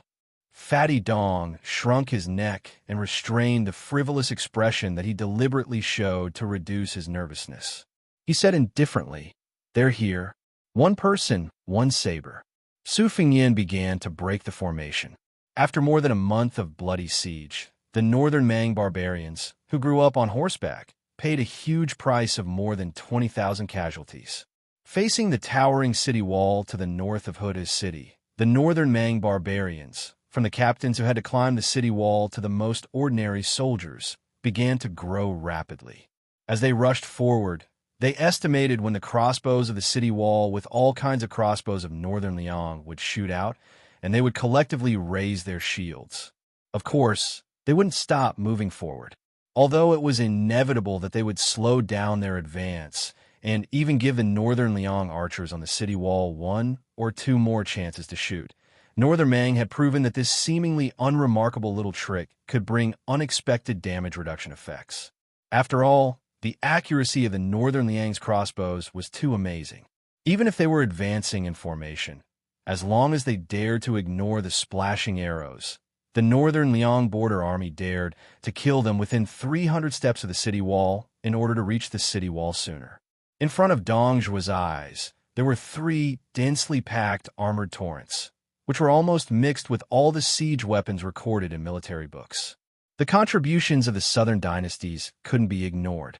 There was a battering ram cart pushed by dozens of strong men, a mobile opposite tower as high as the city wall, or even higher than the city wall. The opposite tower was wrapped in special cowhide that could stop rockets, and there were nearly 100 people hiding in it, a hook ladder with pulleys at the bottom, and a trench bridge that was originally only used to level the trench. Under the suggestion of Dong Zhuo's aides in the tent, once they were placed on the city wall, it would be like an artificial slope. At that time, the reason why Beimang was able to send 600 people to the city wall at the same time was because of the 2 trench bridges that turned something rotten into something magical. More than 30,000 infantrymen, and as many as 15,000 in the middle army that was mainly attacking the north side of Tiger Head City. The 2 flanks were slightly less in number, so they attacked the north side of Tiger Head City. Between the 2 gaps formed by the 3 square formations of infantrymen, there were 2 groups of over 1,000 elite cavalry that took the lead to break in, trying their best to suppress the rain of arrows. On the 2 outermost flanks, there were 2 groups of cavalry charging separately. Besides supporting the siege soldiers with their skillful archery skills to prevent the cavalry in Tiger Head City from attacking, they also needed to restrain the cavalry stationed in Huayang Pass from afar to deal with the lightning attacks of the Bailiang cavalry reinforcements that came and went as fast as the wind. According to Zhong Tan's valuable experience in sieging cities at Heluku on the Eastern Front, the continuous attack on Huda City should be led by about 10 Chiliarchs who were well-trained and close to the battlefield. Once there was an emergency situation where a Chiliarch lost 200 or at most 300 men, this troop should immediately withdraw from the battlefield regardless of the outcome. Then, a Chiliarch in the rear should lead the troops to replace them in sieging the city. If these 10,000 men who were eyeing the city covetously found an opportunity on the battlefield, Dong Zhuo would also give them the military power to act as they pleased. They would not need to wait for orders from the commander-in-chief's tent, and could immediately send their troops to the battlefield. Those Chiliarchs who were hoping for a fluke and not to make any mistakes, because they missed the opportunity, before they could return to the camp, 2 of them had already been executed by the king of South Courtyard's cavalry. Because of this, 2 of the generals were demoted to Chiliarchs. One of them managed to atone for his crime, and eventually led 300 men of sacrifice to attack Huda's city wall. After killing a Bailiang lieutenant surnamed Zhu, he was personally beheaded by Lu Jinu and died on the city wall. His corpse was nailed to the neck by a Bailiang soldier with a flying hook and hung on the city wall. After Beimang took back the badly mutilated corpse, Dong Zhuo personally sent the first generals to die on the Central Front battlefield into a coffin and sent people to transport it back to the Southern Dynasty. At this moment, when the 2 groups of cavalry who were charging ahead saw that lightning-fast figure crash into the Central Army's infantry, some of the cavalry who were proficient in riding and archery received orders from their commander-in-chief, almost simultaneously released a rain of arrows into the empty space in the center. Even though almost all of the cavalry had predicted that person's speed and did not shoot at him, but at the area in front of him, they still only saw the arrows land behind that white streak. It was simply too fast. The 2 groups of cavalry no longer wasted the arrows in their bags and continued to charge forward. Chapter 1505. As Su Fengnian charged forward, his left hand lightly rested on the hilt of the saber at his waist. From the top of the city walls, one could instantly see the faces of the soldiers at the very front. It was early in the morning, and these Beimang barbarians were all holding shields, breathing out large mouthfuls of fog. Many of them were in their prime, perhaps having been veterans of Beimang for many years. Perhaps there was still some nervousness in their eyes, but they did not have the slightest bit of confusion that one would have when entering a battle for the first time. This was not strange. Whether it was a cavalry charge against a cavalry charge or a heavy infantry charge against a cavalry charge, the soldiers at the very front were all first-rate elites who were most skilled in battle and were not afraid to die. This was because what they were doing was precisely rushing to their deaths. Bailiang defended the city with crossbows, then crossbows, and then crossbows. These three axes had already made Beimang's infantry suffer greatly in both Crouching Bao City and Xiaowang City. And among those first crossbows, there was a sense of hierarchy based on the weight of the crossbow. Ballista, big yellow ballista, and fanning ballista. These are the three most famous heavy ballista of the northern Liang border army. Under the control of the ballista, the ballista, the ballista, and the ballista, bolts were shot out one after another. Before Su Fengnian broke into Beimang's battle formation, bolts shot out from the top of the city walls behind him. The bolts were tied to the bowstrings, completely capable of piercing through a horseman and his horse. The bolts were as large as spears. One of the bolts flew over Su Fengnian's head and struck a moving building, directly piercing through it. The huge bolt did not stop there, carrying the blood of the corpses within the building with it. It landed in the infantry formation behind the building, shooting a soldier who had mistakenly thought that he was lucky enough to be hiding behind something so that he could at least die a little later. The bolt pierced a large hole through his chest and shield. The terrifying penetrative force caused the soldier to die before he could even feel the pain. Su Fengnian instantly pulled out his cold saber, breaking the formation by himself. Facing Su Fengnian head-on, Beimang's foot soldiers on the front line, several soldiers who were responsible for shielding the archers behind them from the rain of arrows slowly raised their shields. Su Fengnian pierced through the Beimang soldier's shield and body at the same time, and the two halves flew to the sides. In this straight line, the shield bearers at the front and the archers at the back all exploded into a bloody mist without exception. For some unknown reason, compared to those who died in the vertical direction, those who died in the horizontal direction died silently. Perhaps they were stabbed by a mysterious object that was as hard to detect as a thin needle. Perhaps they were stabbed by an imperceptible red dot from their temples. Perhaps they were stabbed from one shoulder to the other, or perhaps they were stabbed through their hearts. Their deaths were inexplicable and not shocking at all. Only when their corpses fell to the ground would some blood slowly flow out from their wounds. The figure who broke through the thick formation was already far behind the corpses.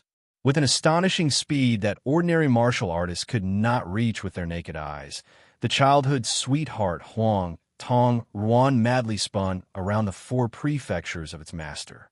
Four flying swords rose into the air. It was as if a sharp weapon had drawn out a bloody groove on his skin. After Su Fengnian broke through the formation 160 steps in one go, his figure paused for a moment. He raised his head and looked over. As expected, there were already 3 Northern Mang martial way experts who had moved upon hearing the scent of blood nearby.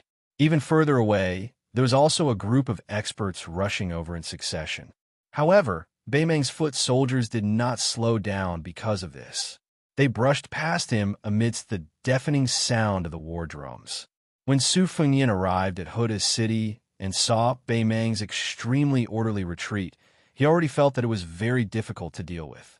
At the same time, he admired Lu Jinu of Huda's city even more for his ability to defend the city. Su Fengnian seized the moment when the leading blade-wielding expert hacked downwards to leisurely and carefree shake of his wrist. It looked like he was casually shaking off the blood on his cold blade, but because of that wave of fierce aura, The corpses of those northern Mang armored soldiers to his left flew outwards in large amounts. The master wielding a sword was not afraid of death. He poured all of his qi into the sword that he thought had reached the realm of perfection. There was a light green gang qi at the tip of the sword. It was obvious that he had an extraordinary cultivation level that only a level 2 master could have. While the master who was determined to die attracted Su Fengyan's attention, there were two people on his left and right who suddenly sped up. One of them was a burly man who was barehanded. He suddenly pounced forward after descending from the sky. On the other hand, the short old man to the right of Su Fengyan closed his mouth tightly. He placed one hand on his chest and the other hand behind his back like a long spear. He bent his back and rushed towards the young man who was one of the 4 masters in the world. The exuberant, killing intent that instantly erupted made those trembling northern Mang ordinary soldiers who didn't even look sideways feel a wave of chilliness all over their bodies. That master who jumped down from high up and slashed down like a hot knife through butter suddenly opened his eyes wide. The old guy in his hand, which he had relied on for half of his life and could be considered a heavy weapon among sabers, was actually casually extended a hand to that young man and casually grasped the blade's edge. At the same time, the brawny man who had hammered out with his fists seemed to have suffered a heavy blow. His tall and sturdy body paused for a moment before he gritted his teeth and continued to charge forward. Then, a series of faint yet continuous sounds came from his chest. This Jianghu martial artist who had been conscripted into the army was indeed a tough man. In the pitiful situation where his entire chest was almost riddled with holes from the 4 flying swords, he still tried to smash his fists onto the young man. However, the distance between them was only 7 or 8 steps. It felt like they were so close, but so far away. After his body was hit 4 times, not only was blood flowing from his chest, his face was also bleeding. He staggered and could only sway. That punch that used up all of his vitality was still weak and powerless. It was like he was trying to touch the shoulder of his opponent. The burly man's eyes were filled with unwillingness. He fell to the ground and died. In the end, he didn't even touch the corner of that person's clothes. Before the burly man died, the master who attacked Su Fengyan lost his weapon. Su Fengyan casually slapped his chest and sent him flying. Chapter 1506. The short old man didn't care about the deaths of the 2 people. He turned his body, and his feet kicked up a cloud of yellow sand and dust on the ground. In the blurry vision, the old man's hand that was holding the spear flew out a sinister, hidden weapon that he was famous for. A white light also flew out from the palm of the hand that was originally on his chest. After 2 light, tinkling sounds, the motionless Su Fengyan grabbed the old man's head with one hand and slowly lifted it up. The old man, whose mouth was tightly shut, didn't struggle at all. He smiled ferociously at the young man in front of him and spat out the real, killing move hidden under his tongue. The thin old man, who had spent his whole life to learn half of the finger mysterious realm, had the tip of his tongue as the tip of his sword. Therefore, he had the nickname Sword-Spitting Elder in the Jianghu and Diabolism of Beimeng. Countless masters of the same realm had died under his unexpected 1 flying sword. Unfortunately, before the old man died, he saw an incredible scene. The half-inch flying sword that he had nurtured for many years hovered in the air between the 2 people. Before the old man's head was pressed down by Su Fengyan and turned into a pile of meat paste, he could vaguely see that there was a real flying sword in front of his half-baked flying sword. The saber master, who was sent flying by Su Fengyan but was surprised to find that he wasn't seriously injured, suddenly felt a sharp pain in his chest before he could sigh with emotion. After falling to the ground, he found that there was a crossbow arrow that was almost as big as an iron spear in his chest. On the city wall of Hutu City, a crossbowman fiercely slapped the back of the head of the ballista leader who was sweating in fear. The ballista leader, who had been paying attention to the situation below the city wall, said angrily, "Damn it, Jiang Wensheng, are you a spy sent by the barbarians of Beimeng? It's fine if you can't shoot the enemy, but how come you almost hurt our prince? Just 4 or 5 steps away. Do you still want to be a crossbowman? All right, scram to the side. I'll do it myself." The crossbowman from Huda's city, named Jiang Wensheng, was young, but because of his outstanding eyesight and amazing eyesight, he had already been ranked as one of the most valiant crossbowmen in the border army. At this moment, he had a long face and did not even dare to fart. The head of the standard was about to push away the little bastard who had almost caused trouble, but when he saw the hastily bandaged wound on the young man's face, he stopped. Half a month ago, a Baimang barbarian archer shot an arrow into his cheek. Fortunately, he dodged quickly, but the arrowhead still tore off a large chunk of his flesh. These days, he had been laughed at by the other people in the competition. They said that he was ugly to begin with, and now that his face was disfigured, it would be even harder for him to find a wife. The head of the standard was severely lacking in manpower, so he didn't pretentiously ask the kid if he could continue shooting crossbows. Jiang Wensheng also didn't embarrass them, so he gritted his teeth and never left the city wall. However, the head of the standard knew that the young man couldn't sleep, well, even after taking turns to rest and sleep. Such a large chunk of flesh had been cut off from his face. How could it not hurt? At this time, a crossbowman shouted with all his might, "Head of the standard, look!" It wasn't just the standard. The crossbowmen nearby all opened their eyes wide. In the distance, the figure on the battlefield put away his cold knife and pulled out the arrow from the corpse on the ground. It was as if he was going to use it as a metal spear to continue attacking the enemy. The crossbowmen near the city wall were resentful. Son of a B*TCH, the standard was really going to be arrogant today. The head of the standard chuckled and slapped Jiang Wensheng's head again. "Does it still hurt?" The young soldier grinned and accidentally pulled on his wound. He immediately grimaced, smiling brightly as he gasped, "Hurt my ass." The head of the standard looked around and roared, "What are you daydreaming about? When the enemy is 200 steps away, the arqueballistas are still the same. The rest of you switch to foot crossbows. Just ride the northern Mang barbarians like they're riding girls." On the battlefield, Su Fengnian raised the arrow and looked forward. Further away, Dong Zhuan narrowed his eyes, his face dark. It was normal for people to die, especially with Su Fengnian personally taking action. As the king of the southern courtyard, he didn't feel any pain when a few Jianghu experts died. However, if the death was less valuable than expected, if it was in the imperial court and not on the battlefield, then Fatty Dong would definitely jump up and curse. The young wife beside him, who liked to compete with the noble wife, frowned and said softly, "It's not that sending them in batches to be killed by Su is ineffective, but they might not be able to last until Toba Bodhisattva arrives. It's best if husband withdraws to the rear and let those level 1 experts, especially those at the Finger Profound realm, attack together. They only need to harass from the side and not engage in close combat. They can cut flesh with blunt knives and slowly wear them down." Dongzhi shook his head slightly and said with a sinister smile, "They won't come to the table if we don't give them a few appetizers first. Besides, it's fine if Su Fengnian doesn't want to come to the table. Since he killed one of my experts today, I'll let Huda City move away 100 more corpses today. Let's see whose patience and temper are better. I, Master Dong, have a big family and a big business. I can afford to fight." Dongzhi suddenly turned his head and said sternly, "Pass down the order. Let Shui Hong lead another 15,000 soldiers to form a formation and advance.